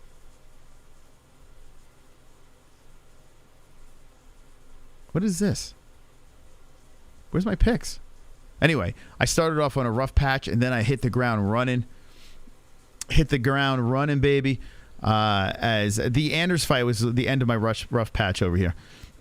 And Ige, the Mallet fight, the Charles Oliveira fight hit nicely as we came up plus money, and that was exciting. But Chael Sonnen put out a video that I didn't even see. I guess Chael Sonnen was very heavy on Beneil Dariush.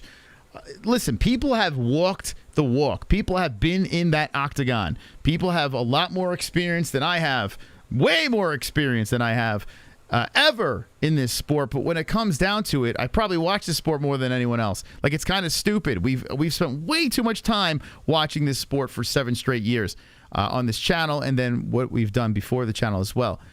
Charles Oliveira, that was the bet to make, man. That was definitely the bet to make. I was a little nervous with this fight because Charles was just crying and sobbing on the way to the cage, and I was about to say, oh my God, I'm going to catch another L. This is nuts. That's going to fucking happen. But nope, Charles goes in there 1 round and smokes Benny. Just smokes him, just fucks him up, and Benny just didn't even know what hit him as the ref steps into that fight, and Charles Oliveira is right in the mix. The big argument about Charlie Olives is he next for Islam?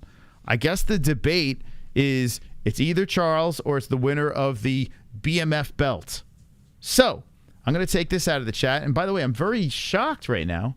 Team Floyd, Team Gotti. We're almost 50-50. So 52% Gotti, 48% Floyd. Wow. Okay. I'm going to take that poll out. And I'm going to ask you this. Okay. Okay, who's next for Islam? Okay. And I'm going to put Charles. Charles in charge. Winner of BMF belts. Okay. Now, this is going to be interesting. This should be a very, very interesting poll. I'm going to let that simmer in the live chat.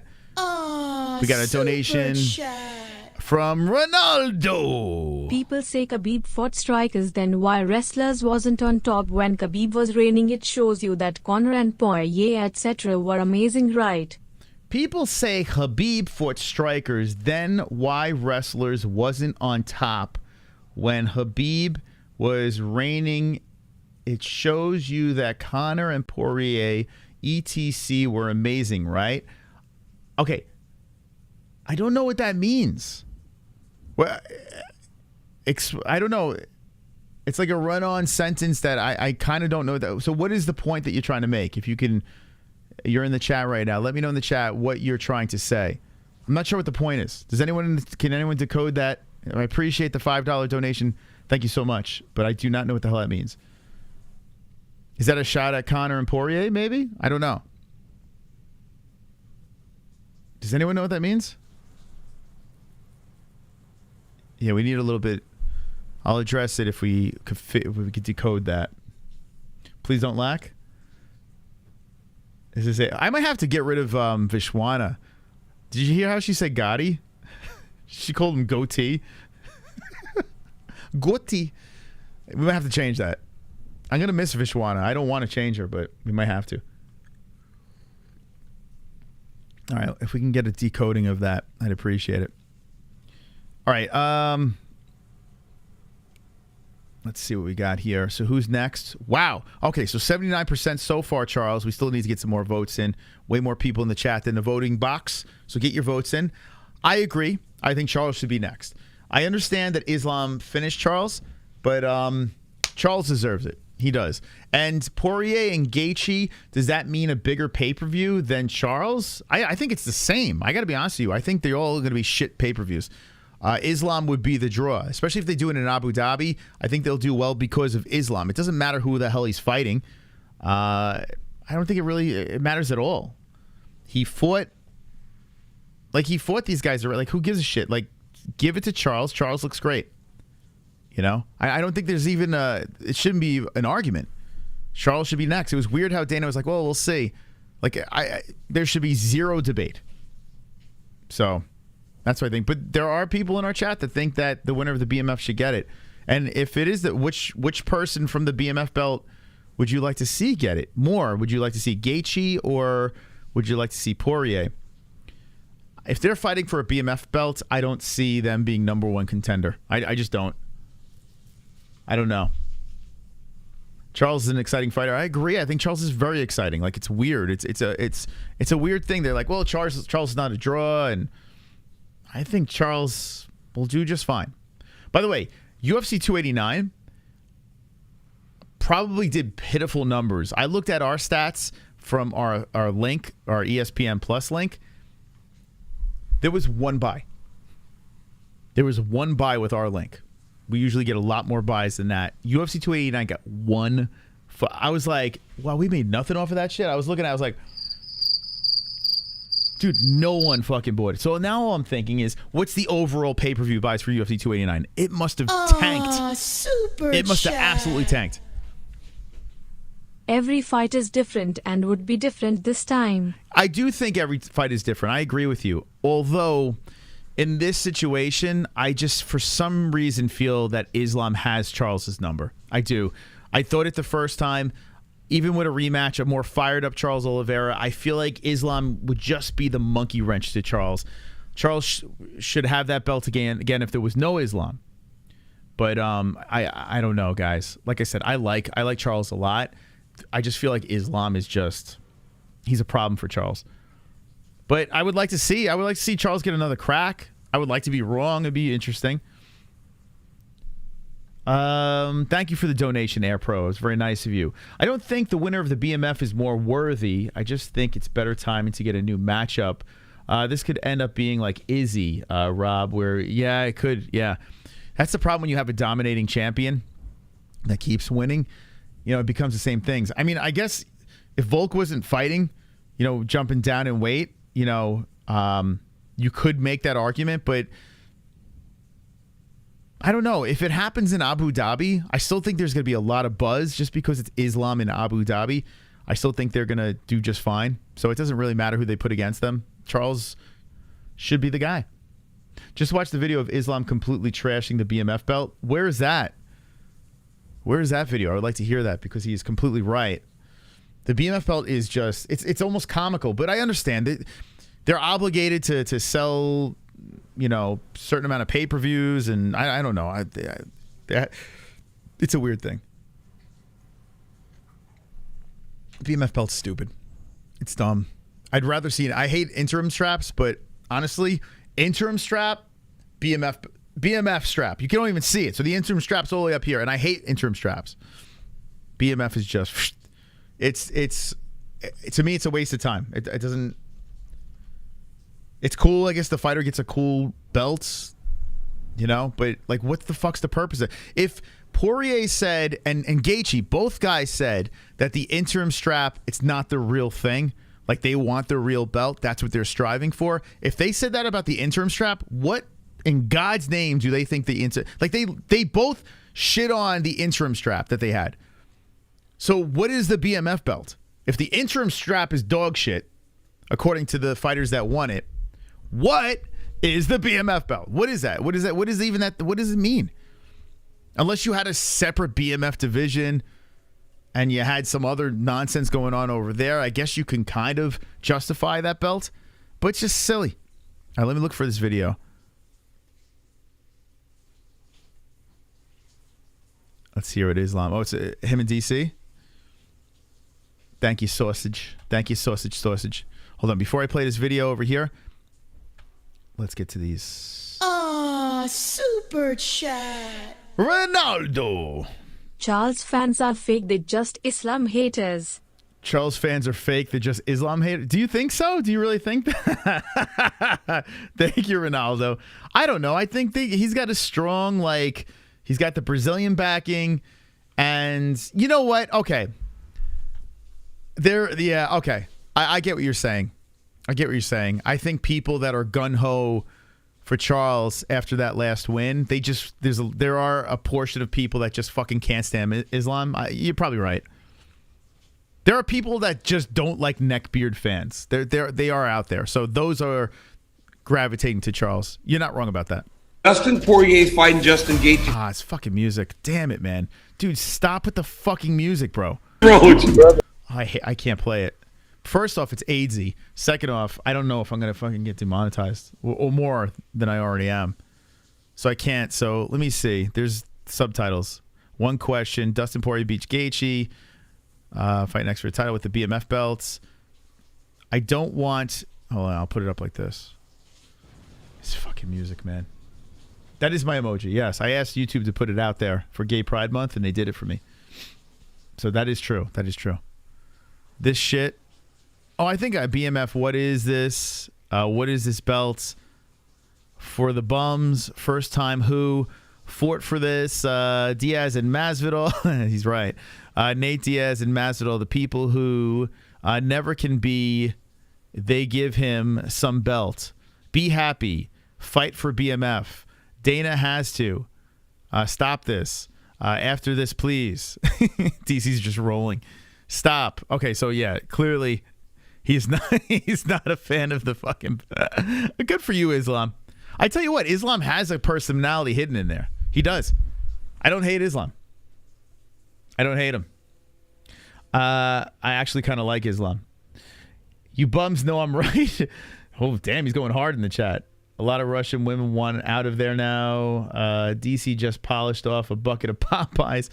DC loves the neckbeards, baby. He loves them. Wow, what is he doing with his nose? What is he doing? Was his nose made up silly putty? Like, how does your nose even do that? DC, what's up with your nose, bro? That's a very flexible nostril at you. He's like pulling it off his face. When DC laughs, he likes to rip his nostril off his face. Very nice, DC.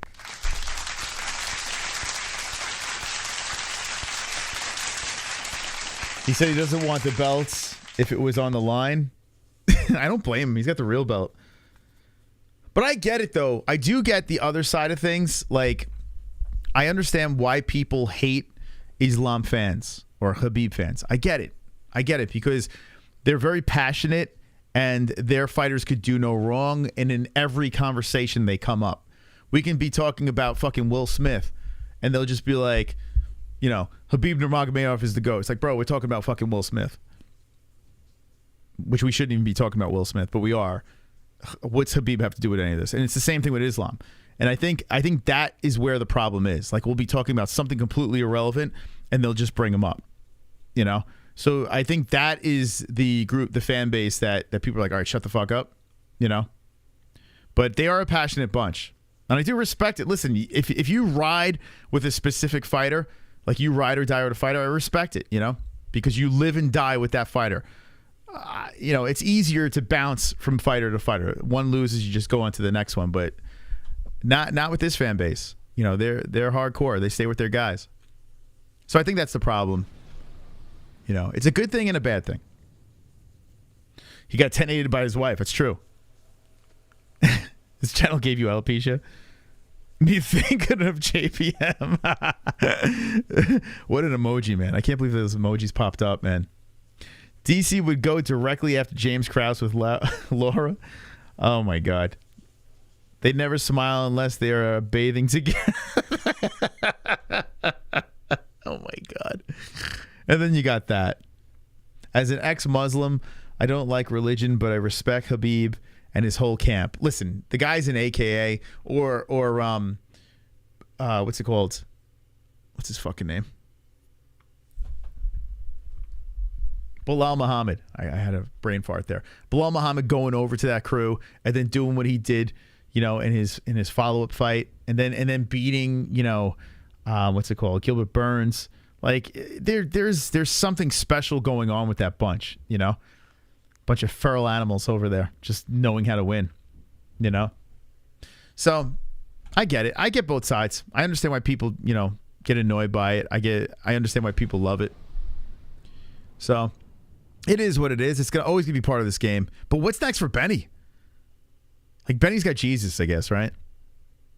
He just like put God is good after his last fight. He's got to be devastated.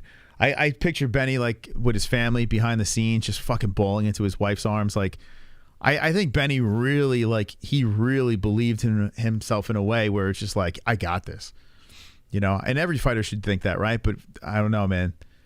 Benny, he takes a massive step back. A guy that really was scrapping his way up to the belt, and everyone was kind of looking past, and now everyone starts getting on the bandwagon. As soon as everyone got on the Benny bandwagon, as soon as everyone started to do that, he sucked. Like, think about that. That's how crazy fans are. Like, fans would be shitting on this dude. You know, he beats Gamrot and like, oh, wait, hold on a second. This guy could be pretty good. We're all Benny fans now. Charles Oliveira looks like Terrifier, so I'm not going to root for that guy. And then what happens? Charles goes over there and just runs him over. He's got that divorced energy. This goes to show you. If you're going to be a fighter, get divorced. You got that rage. Mackenzie Dern. Look at Mackenzie Dern. Brazilians. So here's what it is. Divorced Brazilians are unstoppable. That's it. We figured it out. It's locked up. Perry said he'd come on for $40,000. I'm not lying. $40,000? Jesus Christ. 40,000. Dude, we would... It's not like we have Mike Perry. Tell Mike Perry how many people are in the chat. Hold on. I'm about to fight with Mike Perry. I'm going to get into a fight with Mike Perry right fucking now. Is he still there? There are 3 people watching Mike Davis's channel, and I love Mike Davis. Mike Davis is he's a G. He's one of our guys. There are 3 people watching Mike Davis right now, and Mike Perry is in the stream. I'm supposed to pay this guy $40,000 for that audience? Look at this. 3 people in there. I want you to go in there and say the MMA-Holes said, I'm going to pay you fucking 40 grand to have 3 people watch my fucking stream? Go! It's on, Mike Perry! What's going on over here?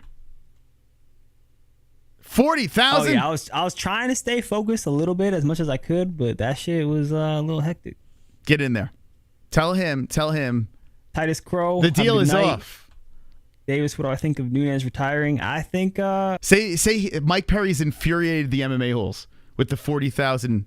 Do you smoke weed, man? I do now. I didn't before. Lil Seal, what's up? Yo, tell Mike Davis to relay this message to Mike Perry. This is war. Tell him this means fucking war, Mike Perry. This means war. Mike Davis is cool. He's our guy. But Mike Perry, this means fucking war. I mean, if I go and smoke from Joe Rogan, I'm not. That's why Chris Curtis got knocked out, because he be on the weed too much. Oh, shit. He probably knows Chris Curtis is our guy. Chris Curtis and Mike Perry hate each other, by the way. Crypto is the way to go. What do you think of Mayweather's fight last night? I didn't even know he was fighting. Yeah, this is war. We declare war. Tell Mike Perry we declare war. Yeah, I feel like... 100%. We declare war. 100%, bro. He nerdy as fuck, bro. He said MMA-Holes will give you 40K to come on. No, what are you saying? We in there. Tell him Curtis no. Didn't deserve a no contest. Such a shame. Pale Monkey says Chris Curtis will whoop your ass. Yeah, I don't know about that one, Mike. Mr. Perry. Tell him Chris Curtis came on for free. George Masvidballs. And we declare war Mike on Perry you. Turned me gay. Look at this man. Hey, yeah. What the fuck? We declare war. Out the comments, bro. I'm just reading Tell out the Mike comments. Perry we declare war. This is war, guys. Uncle Mike says I love boobies. I'm hella uncle. I've been an uncle for years, and now I'm Daddy Mike. Ask him what does he need the 40K for? 40 G's for an African. Watch this. Hold on. What is that? I don't know what that is. Man.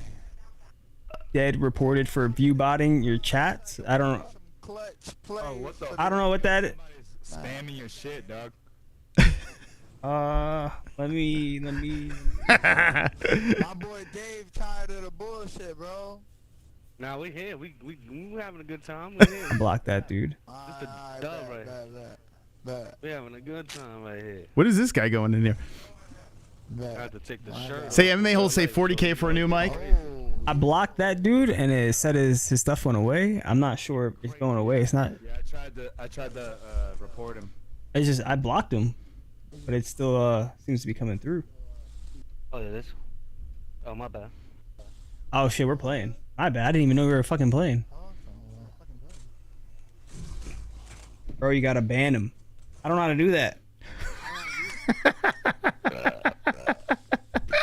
War! This is war! We're going to war! We're going to war, Mike Perry! That's it! 40K for this nonsense. War, friends! Come on! Are you with me? Don't be a bunch of pussies! Don't go to the boat. Don't be a bunch of pussies! I declare war! It's too late, bro. I'm already here. Oh boy. Here. No, you went to the right. Okay. There you go, Ann. Oh shit! Here, take War. this. I declare What is it? war. A gun? I have a gun.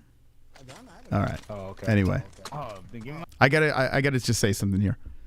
That was like the lamest raid ever, guys. You guys gotta fucking work with me here. You gotta work. You can't just go over there and be like, hey, how's it go? You gotta fucking declare war. If we declare war, we gotta roll deep. We gotta work on this a little bit better. We gotta work on this a little bit better. We gotta pull it together, guys.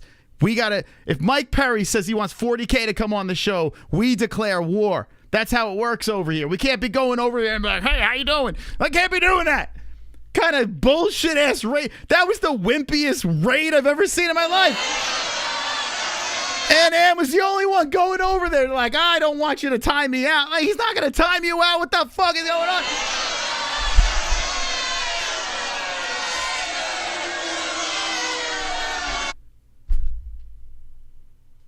When I had like 10 people watching me, we would take over a chat and be fucking war.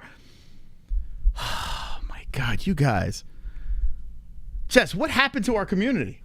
They're a bunch of pussies, right? What happened here? What happened to the soldiers? What happened to my soldiers here? Oh, wait, hold on a second. Hold on a second. We got a soldier. We got a soldier in the chat over here. Ronaldo's a soldier. They'll pay you, not me, you. We'll pay you $200. Let's go! To vacuum my house. War! War, Mike Perry! War! Now I'm talking. Jesus Christ. Holy smokes. Your mother comes over for fucking more than that. Tell Mike Perry. Yeah, you got a love-hate relationship out there. I mean, not everybody does, but Ask Mike fuck Perry. these guys. Does Mike Perry need the 40K for a mic? This guy's up in here. Oh, shit, let me get you guys back on All right. Enough of this. Enough of this. Jesus Christ. What are we doing here? We got to work on that. We got to work better on those raids.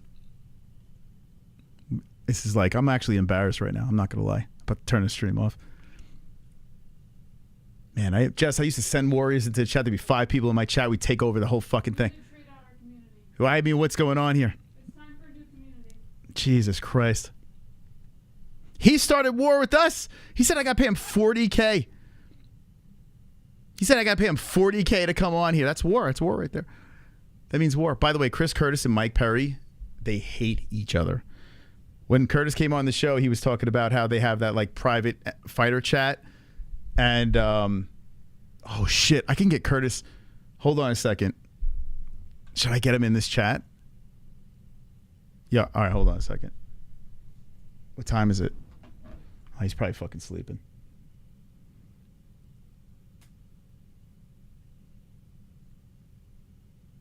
Nah, I'm not gonna. Fuck it. If we went to war, I would think about it. I'm not gonna fucking do it. All right. Anyway, let's get back into this card over here. Jesus Christ, Jess, what's going on here? Jesse's upset. Jesse's actually really pissed off. Wait, hold on. Get on mic. Get on mic over here. Talk to these people. They think I'm lying. We need a new community. You think we should get a new community because they won't go to war for us? Oh man, Jesse's upset. Jesse's not happy. I don't know. Jess, I feel like, we could work with him. We could work with him. Mike is loving the 15 viewers. Yeah, well, at least we got Mike some viewers over there. No one was watching, so at least we got him some. He's a good dude, man. Mike Davis is all right. Perry's all right, too, man. He's just, listen. He's big time now. He's big time. He fucking knocked out Luke Rockhold. Big time Mike. Oh, you should ask him if Ariel Helwani paid him $40K to come on the fucking show. Did Ariel Helwani? Oh, we should clip that shit. Actually, if we clip that shit, Jess, and tag him, I got to get a hold of that clip. If someone could send me that clip, we'll tag him. Start a war on Twitter. Ah, super chat. Ronaldo. Why do you think Coop not investing in Africa they good? Why are they not investing in Africa? I don't know. I have no idea why the hell UFC's not in Africa. Like it's weird. What's the problem, right? Like it's a big deal. Why are they not able to pull together a fight in Africa? Maybe it's a place to fight at. Maybe they're racist. I don't know. You do have to have, like, they had a situation where they had Ngannou, they had Adesanya's back, right? And Usman. Like, that was a big opportunity. I don't know. It's got to be some sort of money situation. I don't fucking know. Thank you for the super chat. Appreciate it. Who knows? He's loaded on the stream.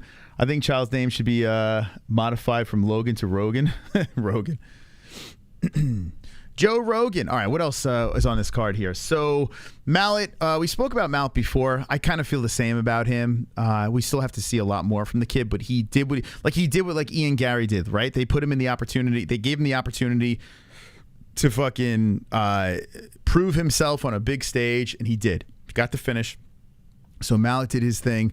Ige is just like he's got 2 in a row. He beat Nate Landwehr. And Dan Ige is gatekeeper. Barriel beat Anders. Let's see. This fight with Curtis. Yeah, so Curtis had that fucking...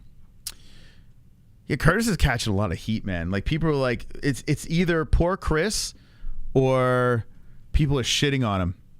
Like, it's weird.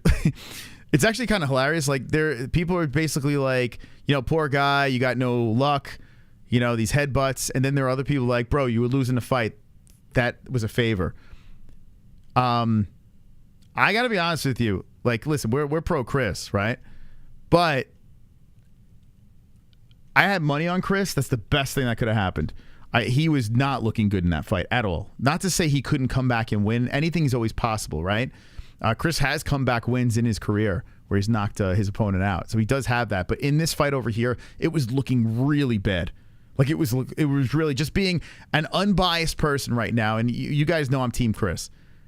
I do feel that this happening was the best possible scenario after that fight. But let me know in the chat what you think about this. As he was getting, he was getting worked, man. Imavov had a great game plan and just looked, he just looked like he was the way better man that night. I like Chris a lot better than Dame Sean Strickland. So you like him better than Strickland, right? Masviballs, you're the GOAT now because your comments to Perry, bro. You got him so upset. That's a nasty cut. He's about to get cut. Oh, my gosh. Here's the thing. Chris should be like Strickland. Here's the thing. He is 35 years old, right? But he's the type of guy that's been doing a really good job keeping active and talking with the fans. He's at Extreme Couture. He's already in the UFC. It's going to take a lot for Chris to get cut. It's going to take a lot. He's a company guy. He'll fight anybody. You throw anyone in front of him, he'll fight him. So Chris will be there for a while. He will. But someone that did get cut, let me know what you think about Maria Oliveira, who just completely shit the bed. Great ass, but we're not going to see that in the octagon anymore. She looked horrible as she fought Belbita Cheese. And UFC is like, UFC does this nasty thing. Hey, you had a really tough loss. The day later, you're done. Like, it's kind of messed up. Give her, I don't know. I mean, I guess rip the Band-Aid off, right? I don't know. It's a weird situation, but yeah, Oliveira's not. She's not on the roster. You guys gonna miss her? What else we got here? You had a nice win from Aaron Rodgers. Very nice job by Aaron Rodgers getting the job done. Coming in short notice. Looked pretty good. Let's see. Kyle Nelson. That decision was a little weird. This dude's a hobby, man. He was on Ariel. I didn't listen to any Ariel today. I'm on like an Ariel break. It's like I quit dessert and I quit Ariel. But did anyone listen to his interview with Zahabi? Like the joke of him looking like Ariel, I think he's getting a little old. But he had a massive win. He didn't get a bonus, which is kind of like weird with that finish. You know, it was pretty much an even fight, and he had a ferocious finish. Like, you would think he would have got a bonus for that, but he didn't. But this he's another problem, and another Canadian, too. Like, Zahabi actually had a really solid win. So we'll see what happens there. Jasmine is a psychopath. I was watching a little bit of her media scrum afterwards, or whatever, post-fight, whatever. And she is loony, man. She's got crazy eyes. She says, like, the way she talks, like, she sounds like she'll murder somebody if she has to. But she got a nice underdog win over Maverick, dominated. So the Canadians showed up, man, the sweep. Did anyone have a Canadian parlay where you picked all the Canadians there because you had a bunch of unders that paid out nicely. Anyone pull that off? But that's pretty much it, man. Like, looking at this card, you know, it wasn't the best card ever. Pretty lackluster card, but ended strong with Charles and people shitting on Nunes' performance. Like, some people were messaging me saying that Amanda Nunes looked like trash. I'm like, she won every single round. Did you see what Pena said? Pena's a fucking nut job. Yeah, maybe we'll play a little bit of that. But what'd she say? Pena's another nut. What's up with these crazy girls? I saw it on Twitter. I don't quote me verbatim, but because I just saw it on like my notification bar. But I'm pretty sure she said, "I scared you so bad into retirement" or something like that. Something along those lines. Yeah. She's fucking out of her mind. I get what she's doing though. You know. She's taking credit. I get what she's doing though. She's just trying to stay relevant. You know. But she is quite annoying. And you know, the internet's kind of agreeing with me. I was kind of getting a little heat, making fun of Pena, saying how annoying she was. People were saying that they loved her, and now you look on Twitter, people are shitting on Pena. Yeah, she's kind of irritating. Let me see something. Let me see this. I think she was on Ariel today, right? Let me see if there's any clips of Pena and Ariel, so we can just vomit to end this stream. MMA fighting. That's Ghost Voice Jesse in the building. She's Izzy was on. Did I miss anything good with Izzy? Was in studio. So well, here's something interesting. You love Izzy. He was in studio with Ariel. How come you didn't listen? I had no clue that he was on. Are you gonna go back and listen? Yeah, I would. I didn't know that he was on Ariel. I couldn't give a fuck. Like what he has to say. Like I don't know. What was he talking about? I didn't listen. I don't know. I don't care. Did I miss anything with the Izzy? Was there anything on Ariel I should have listened to? Yeah, I had no clue. Let's see. Here's Jasuda Vicious on Ariel. I want to be active. So ideally I kind of book. She talks like she's got Down syndrome. Why do we need to hear what Jasuda Vicious something soon? That's not a typical Canadian accent. Sooner, like, you know, book something so that is Jasuda Vicious slow? What's wrong with this girl? No, she's just got that like steroidy voice. That doesn't sound French. Sure. Whatever. Sounds like she's like, I don't know. She sounds like she's sounds like Cyborg. Do you have someone in mind? I have no one in mind. I mean, my coaches, they want. She sounds like Mackenzie Dern. I think I have a new voice that I'm going to do, guys. Macy Barber, or Casey O'Neill. You know, Casey O'Neill. She did it. She talked shit very first. Very first. My debut. So, you know, she's always. I don't know how to say these. Always been on my hit list. What'd she say? What did Casey say? Let me tell you what she said. She just put a yawn face on like a thing that a post of my fight or something she put thing on post of my fight. That. Wow. And I'm like, hey, whatever, man. She started it. She started it. I'm coming right now. Please keep fucking me. I'm going to come. Is she deaf? You think she's deaf? Moss. She might be deaf. It's because just her dialect. Someone said I sound like Matt Hamill. She sounds like she's deaf. Oh my gosh. It's just her dialect. She might be deaf. Does she have ears? So, you know, that hooks in now. All right, there's my new impersonation. Oh, here we go. Okay. I guess she's not coming on the show. The greatest female fighter of all time, according to me, is me. You want to know why? Because I'm not a fighter. I'm a warrior. I am a warrior that lives inside, and there's a difference. Amanda's a fighter. I'm a warrior. I'm the greatest warrior. I'm the greatest fighter of all time. And I believe that with my heart because I never stop coming. Oh my gosh. I'm coming. What the fuck? What? Oh, goodness. Did you... MMA Fighting posted this. I am not trolling right now. Warrior that lives inside, and there's a difference. Amanda's a fighter. I'm a warrior. I'm the greatest warrior. I'm the greatest fighter of all time. And I believe that with my heart because I never stop coming. Never stop. Won't stop. I'm coming. I'm coming!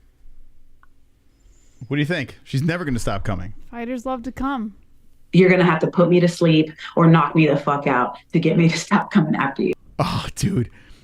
We should stop it right there. Yeah, take off the after. Stop coming after. Like, Stop all coming. right. Can someone clip talks this? Too fast, I'm a warrior. I'm the greatest warrior. I'm the greatest fighter of all time. And I believe that with my heart because I never stop coming. Okay. You're going to have to put me to sleep or knock me the fuck out to get me to stop coming after. You got to clip it right there. Coming right there. But she speaks you so gotta knock me out to stop coming. No, we can get it. Can someone please fucking clip that for me? Send it to my email, the MMA-Holes info@gmail.com. I will make that a short immediately. Oh my God, dude. What is going on with these women? Here I am again. That really wanted to storm the cage. And like, I had so many people that were like, yes, we'll do it. We'll throw you over the gate, you know? But then like my coach, Wayne. I thought they were going to bring her in too, but then when Amanda retired, you know, there's no need for that. That would have been funny if Nunes went into the cage and then put Amanda's belt that was on the floor around her waist and put the gloves on. That would have been cool.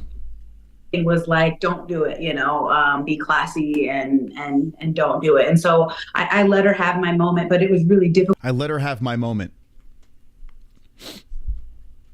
I let her have my moment. It was like, don't do it, you know, be classy and don't do it. And so I let her have my moment, but it was really difficult for me because there were so many times where my urge was to go, like, now's the time, go, now's the time. But, you know, at the end of the day, she's retired. She's off into the sunset. She's dead to me at this point. And we just gotta, you know, keep the division moving. And now we're stepping into day one of the Pena Power era. I'm the synthetic champ. Wow, she's leaning in. All right, listen. So let me just say this.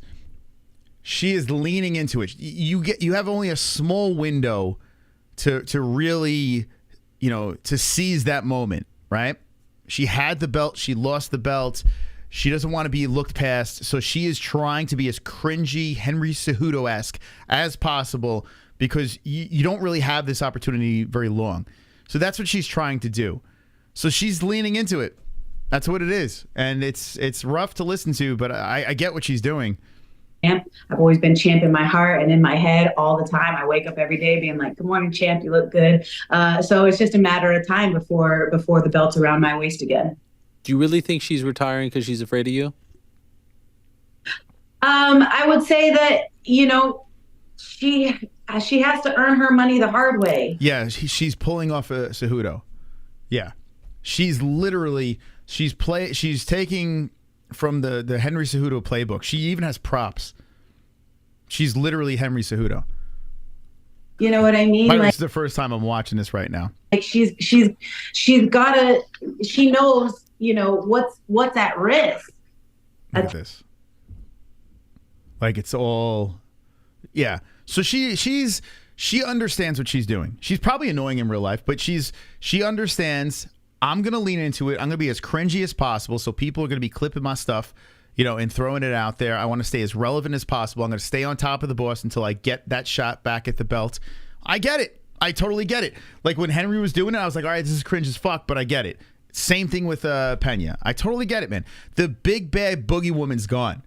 So she has a perfect opportunity to slide right back in there. So bring out, she's like Carrot Top right now. Tap. Wow. You know, she knows that. Why did Ariel say wow? What was so wow about that? Like she knows, you know, what's at risk. A tap. Wow. You know. Ariel? What are you wowing? That picture? Wow. Wow. Or is he just like, is he an autopilot right now? Like, I can't believe I'm watching this. No, she knows that she's going to be in there for a long night. She's got them all. She couldn't even get color photocopy, but it's all right. And when she was at the press conference with... No, there's no way he's listening. There's no way, because I do the same thing. Like, there are certain times where I'll zone out. I'm like, oh, yeah? And I'm like, what the fuck did they say? Irene, she said, oh, I'm so glad that Irene is now in the fight because it's less heavy for me. That's what she said. It was less heavy for her. Now, what does she mean by that? She knows what's at risk. She knows that I'm a threat. She knows that the Pena power is coming for her. Pena power. She got the sayings. She's all in. I got to be honest with you.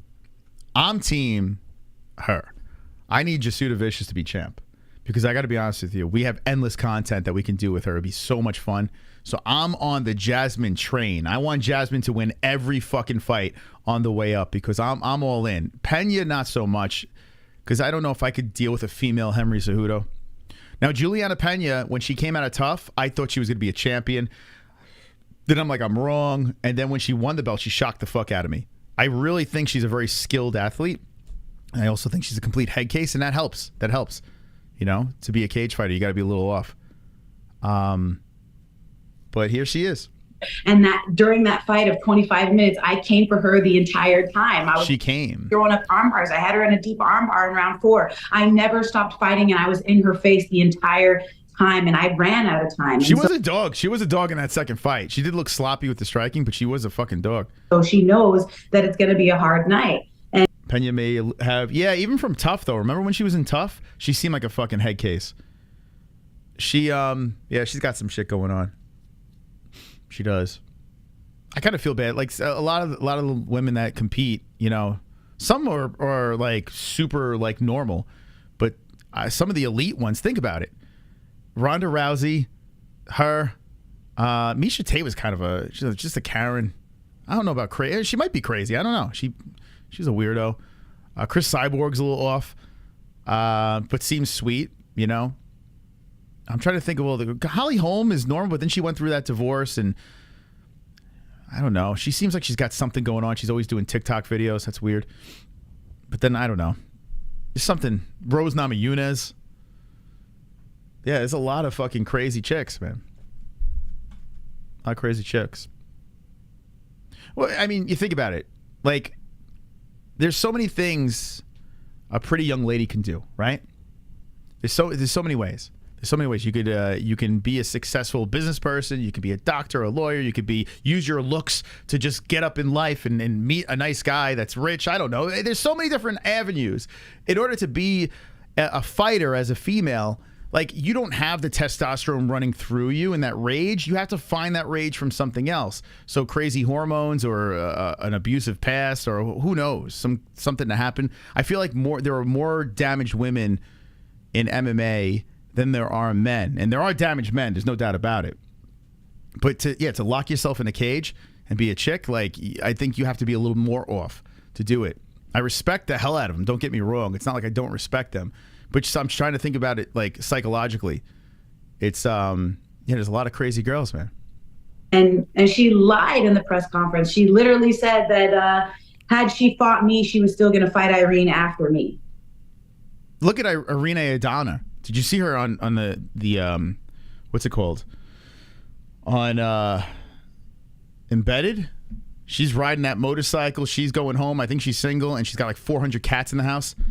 Like, all I'm thinking about, and I love animals, but what does that house smell like?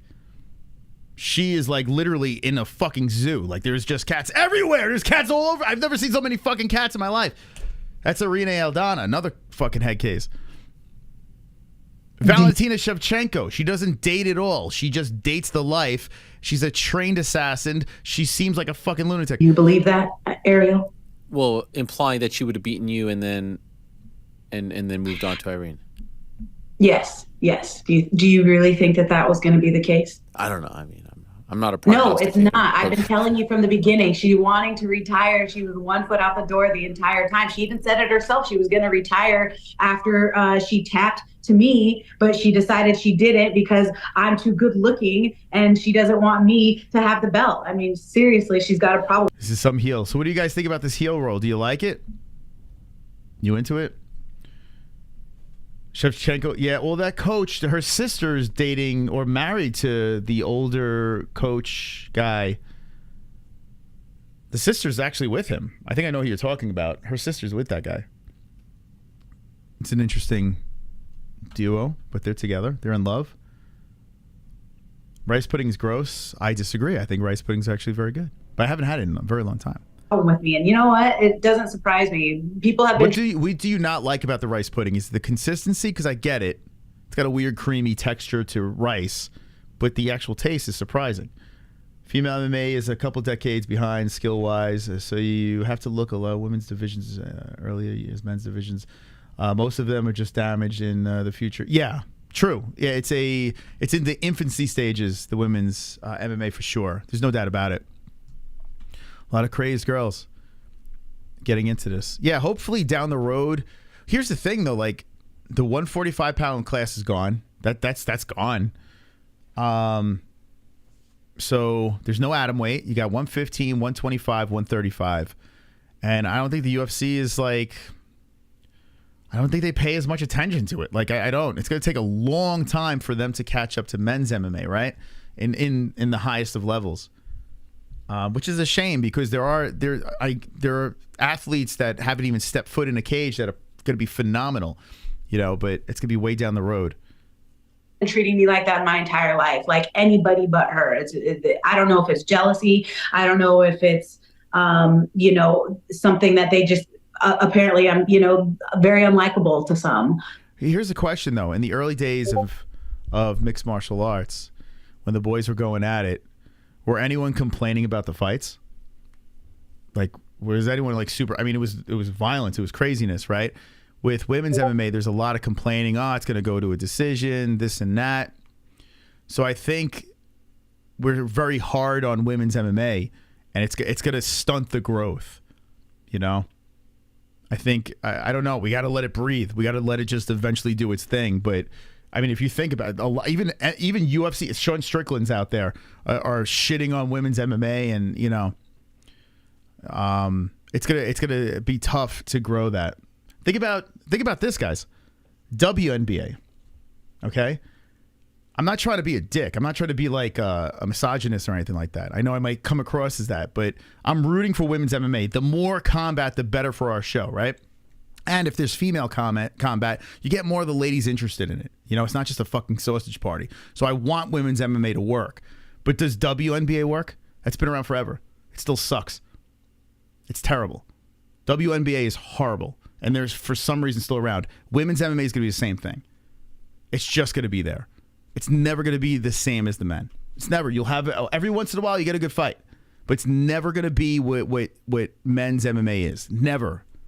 Never. I don't see it. You'll have your diamonds in the rough, but that's about it.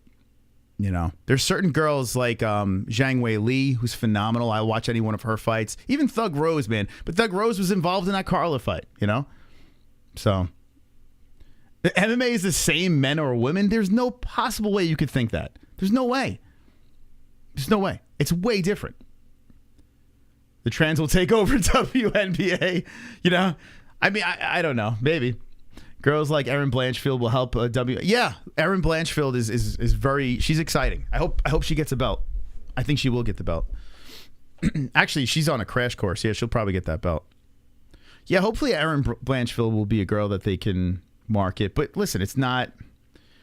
It's going to be WNBA to the NBA. That's what it's going to be. It's always going to be that because it's just physical attributes. What men do compared to what women do physically is different. We're built differently. Women have skill and they can have crazy moves and combat this and that, but they're not born with that natural power that men are born with. And it's like, this, it's just like the excitement level will never be as high, as much at least. A lot of women start flip-flopping. Yeah, I agree. Valentina, right? I mean, I wonder what's going to happen with Valentina. The women are too light to generate a lot of power for KOs. Yeah, and it's not like I'm not like I'm putting my shtick aside. Like, I do a lot of goofy shit over here, but I'm being as real as possible. With WMMA, I hope I'm wrong with this, but I still see it being WNBA. I do. Women's division is stunted, kind of like a heavyweight division. Not so many women athletes who want to fight in the cage. And there's only so many humans that are giants that can fight too. Yeah, heavyweight's weird because once you go past a couple of rounds, like if you're in a 5-round heavyweight fight, once you pass the second round, it starts to fall apart. Either guys are too gassed and it's a shitty fight. Or sometimes, I mean, they'll have the cardio, but typically the big boys, they can't really last. Men have strength. Women just need to learn to make a... It's a bummer, man. I wish I could... I don't know. I wish I could have a silver lining to it, but I don't. Here's the plus, though. Dana White said there would never be women's MMA when Ronda Rousey was trying to do her thing. And then eventually, boom, they kicked the door down and it happened. And Ronda was very exciting. She was. Like, Ronda was must-see TV when it happened. Since Ronda, who has been must-see TV? And I understand Ronda was smoke and mirrors. Like, the level of competition made Ronda who she was. But since Ronda, who was the girl that was ever even as close as what Ronda Rousey did? Nobody. No one, not one female. And don't fucking say Shevchenko, because I got to be honest with you. We've had Shevchenko streams where I wanted to blow my brains out. When Ronda Rousey fought, people were like, Ronda beats men. Ronda's the female Mike Tyson. Like, you didn't know how long the fight was going to last. It was like it was an event. It was a celebration. I had casual friends being like, is that Ronda chick fighting? You know, when has it ever happened since? Not Joanna and Jacek, and I fucking love the Boogie Woman. But my friends had no clue who Joanna was. Not Joanna. You're talking as MMA fans. No one. There is not one female that's Roxanne Modafferi. I'm telling you, and here's the problem. There might be some people in the chat that weren't around during the Ronda era. I know it seems like it was just yesterday, but I guarantee there were people in the chat that weren't like even super fans in the Ronda era, but knew of Ronda, right? They knew of her. Whereas when JJ fought, I mean, I loved when JJ was the Boogie Woman. So much fun, loved it, but I'm an MMA fan. You know? It wasn't the same as Ronda. Ronda felt like, to me, like fucking Mike Tyson. I remember when I was a kid, and when Mike Tyson was scheduled to fight, we were like, how long is this thing going to last? Same exact feeling as Ronda. Yeah, Ronda in Strikeforce. Oh my God, dude. And Miesha Tate too in Strikeforce. Like, it was a fun rivalry.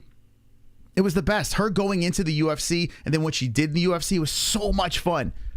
I don't know when we're going to see that again.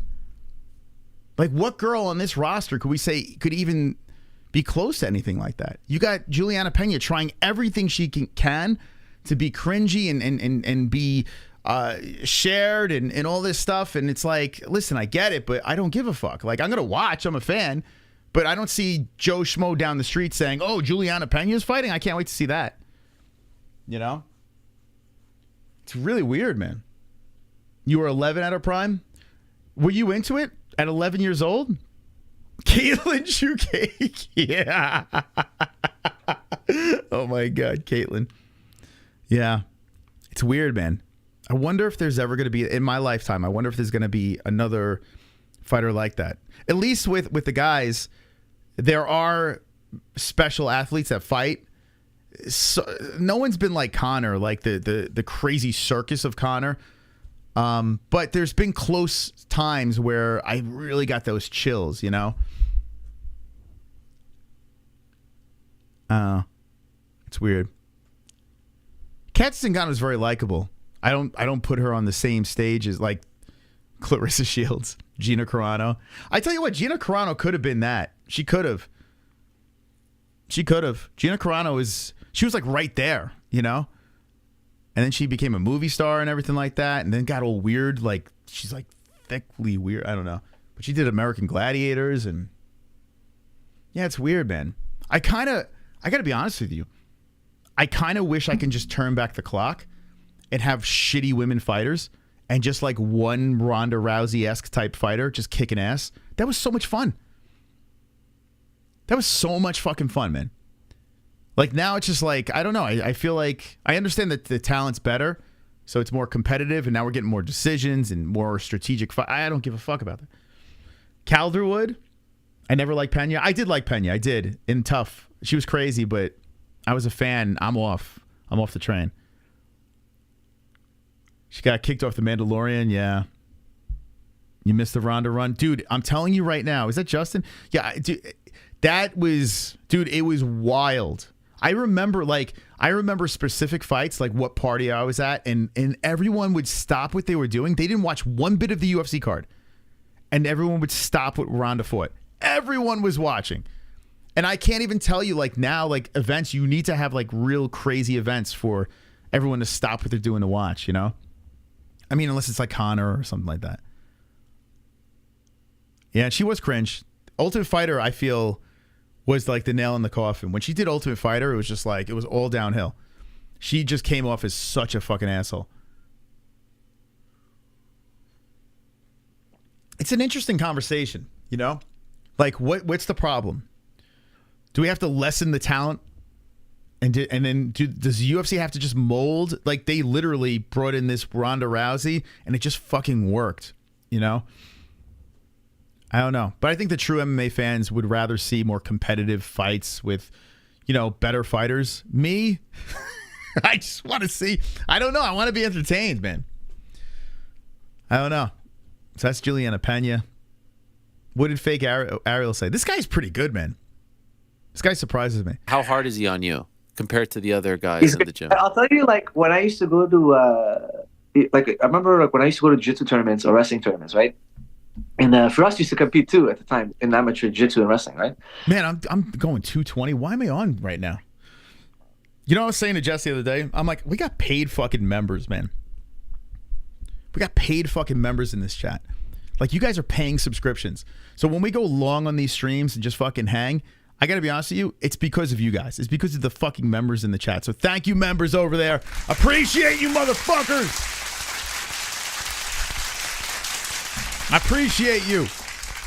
I truly appreciate you guys. And I used to see everybody older than me put headphones on when they're warming up or getting ready, you know, like to get in the zone type thing. So on my first tournament, I didn't bring any because I didn't know what you're supposed to do. It was my first tournament. I was just super young. I was like 16 or 15. I didn't even know how old I was.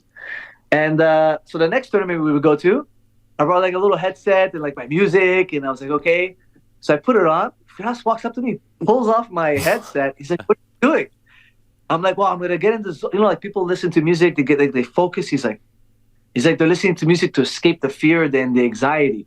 He's like, you don't listen to music. You do like me, and you face what's going to happen. You rehearse in your mind, and you get ready, and you absorb that fear. You absorb those nerves, and you learn to deal with those. Yo, Faraz is a genius. Like Faraz, like it's kind of crazy, that guy, that mind. I've seen like clips of his YouTube channel. It's just like when he talks, I kind of fall asleep. But if you just listen to what the guy says, I mean, smart motherfucker, huh? Butterflies. Wow. So even till now, like now when we're going to the UFC, there's no music, man. Like I have to do it in here, man. Do you think he's harder than you, harder on you than he is the other fighters at the gym? That's actually a good question. I would imagine he would be. I think he's hard on everybody, but because we're so close, he can take a little extra. He gets a little extra. You know how they say, like sometimes you're harder on your family, right? Yeah. Sometimes you're just so close. There's no disbanding us, right? All right, I don't know what the hell is funny about that, but it's interesting. He's an interesting story. He's one of the best coaches out there, yeah. The only thing is, Faraz, you don't have like if you think about it, like you could name off the top of your head how many Faraz greats besides GSP. Who else? Who's another Faraz great? Like he's a very smart guy, very intelligent guy, no doubt about that. You can tell the guy knows what he's talking about. But what else is he really? What else is Faraz? I know he's in the corner a lot. Off the top of my head, who's another Faraz guy? Give me him. Yeah, I did see he does live streams, but like I said, I have a very Florian? Was Florian a Faraz guy? I think he was, right? I never was a Florian fan. I think UFC should add some twerking and pregnant girls. Rory. So this is a hot take. I thought Rory was such an overrated fighter in the UFC. It drove me nuts. When people were calling him the next GSP, I'm like, guys, the guy's good, but he's too much of a head case. Now look, I mean, he did things outside of the UFC, but like he just couldn't get over that hump. Kenny was TriStar? Okay. Trained Vitor for a short amount of time. Is that true? If so, I didn't know that. Kevin Lee, the great Kevin Lee. Yeah, I mean, we're not naming many people. He's a very smart guy, but it's weird. He's training all these dudes, and there's not many coming out. I think, you know who's a fucking good coach? Nixick, man. He's just pumping people out of Extreme Couture. Eric Nixick, I got to get him on the show, man. That guy is... Oh, you put it on Discord? Let's... Thank you, Ann. Ann's the best. The best. Nixick might be my number one right now. Like, I think if you're gonna... You gotta go through Extreme Couture, man. You gotta get through there if you wanna, you know, get something done. What is this? What is this? Oh, I'm in oh, Sausage, I just saw your DM. Did you send that now?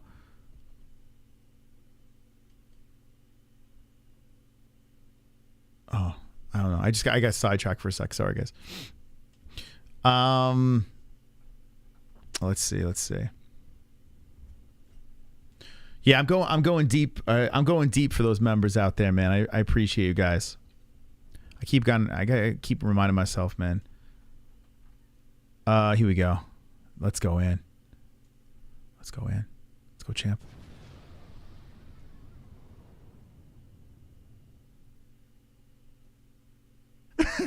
You gotta clip it right there, coming right there. But to get me to stop coming out.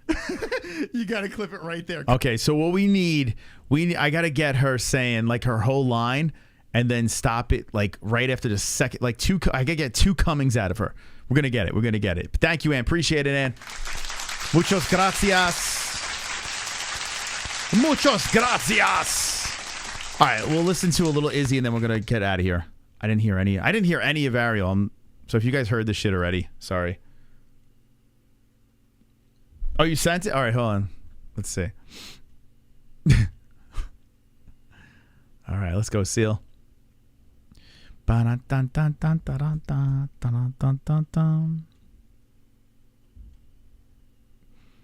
pretty funny, man. I'm sure the internet probably got to this already. I should have listened earlier. Here we go. MMA-Holes info. It's too hard to clip. It's actually super easy. With phones now, you have that recording feature. Dude, it's super simple. I gotta send myself a code. Hold on a second, boys and girls. It's got like 400. Here we go. Alrighty.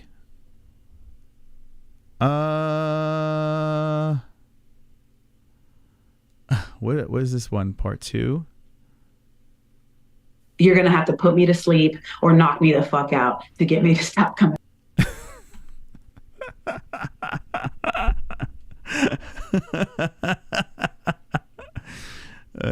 I never stop coming.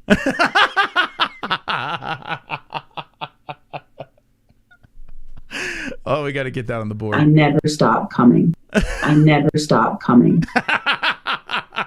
I never stop coming. I'm coming. We're gonna have a whole. Hold on a second. Oh my god, dude, that's so fucking funny. I never stop coming. I gotta get a bigger soundboard. Here we go. I never stop coming. I never stop coming. There it is. There you go, Seal. Thank you. She never stops. Nor does he. I'm coming. I'm coming. What's up with these UFC fighters coming all the time? Maybe that's why they do it. It's arousing. It's an arousing sport. All right, we're gonna end it on Izzy. Never stop. If you could take anything away from tonight's stream, just never stop coming. I've never had a conversation with this guy ever. So how am I gonna have what do you call it? Like I don't want to say a friendship, like a buddydom with someone I've never talked to. Yeah, we've beefed.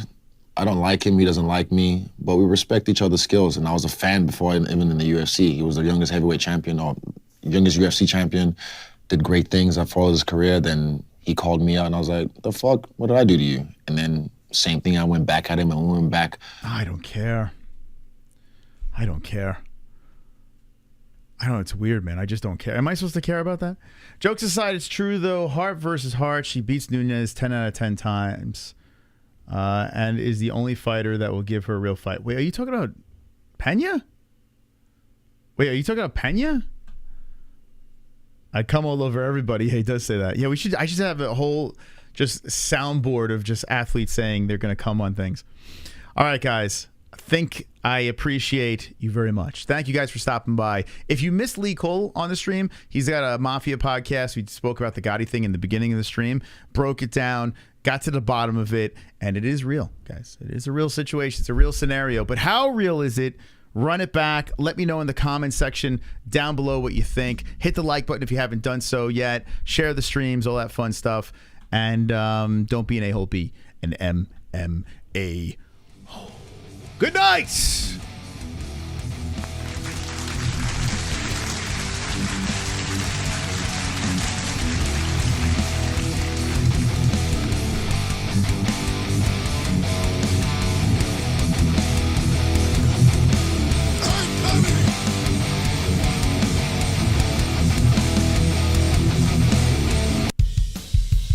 Welcome everyone to the Bloody Elbow 6th round post-fight show with me, Zane Simon. Cock, Zane's a cock. Cock, Zane's a cock. King of the cocks. Cock, Zane's a cock. Cock, Zane's a cock. King of the cocks. Cocks, Zane's a cock. Cock, Zane's a cock. Run to Twitter, go to your cock king. I don't give a fuck, cause you'll do nothing. I'm the king of YouTube, you're the king of cocks. Your salami patty hair and the bag of dicks you suck. Cock, Zane's a cock. Cock, Zane's a cock. King of the cocks. Cock, Zane's a cock. Cock, Zane's a cock. King of the cocks. Bloody elbow, have some mercy. Ninja pirate, hella salty. Dopamine, man with dreams while Zane makes it top 10 list. Is that a wig on your head? It looks like cold cuts without bread. Your content sucks, watch me instead. Fuck you, Zane. Cock, Zane's a cock. Cock, Zane's a cock. King of the cocks. Cock, Zane's a cock. Cock, Zane's a cock. King of the cocks. Wonderful, wonderful.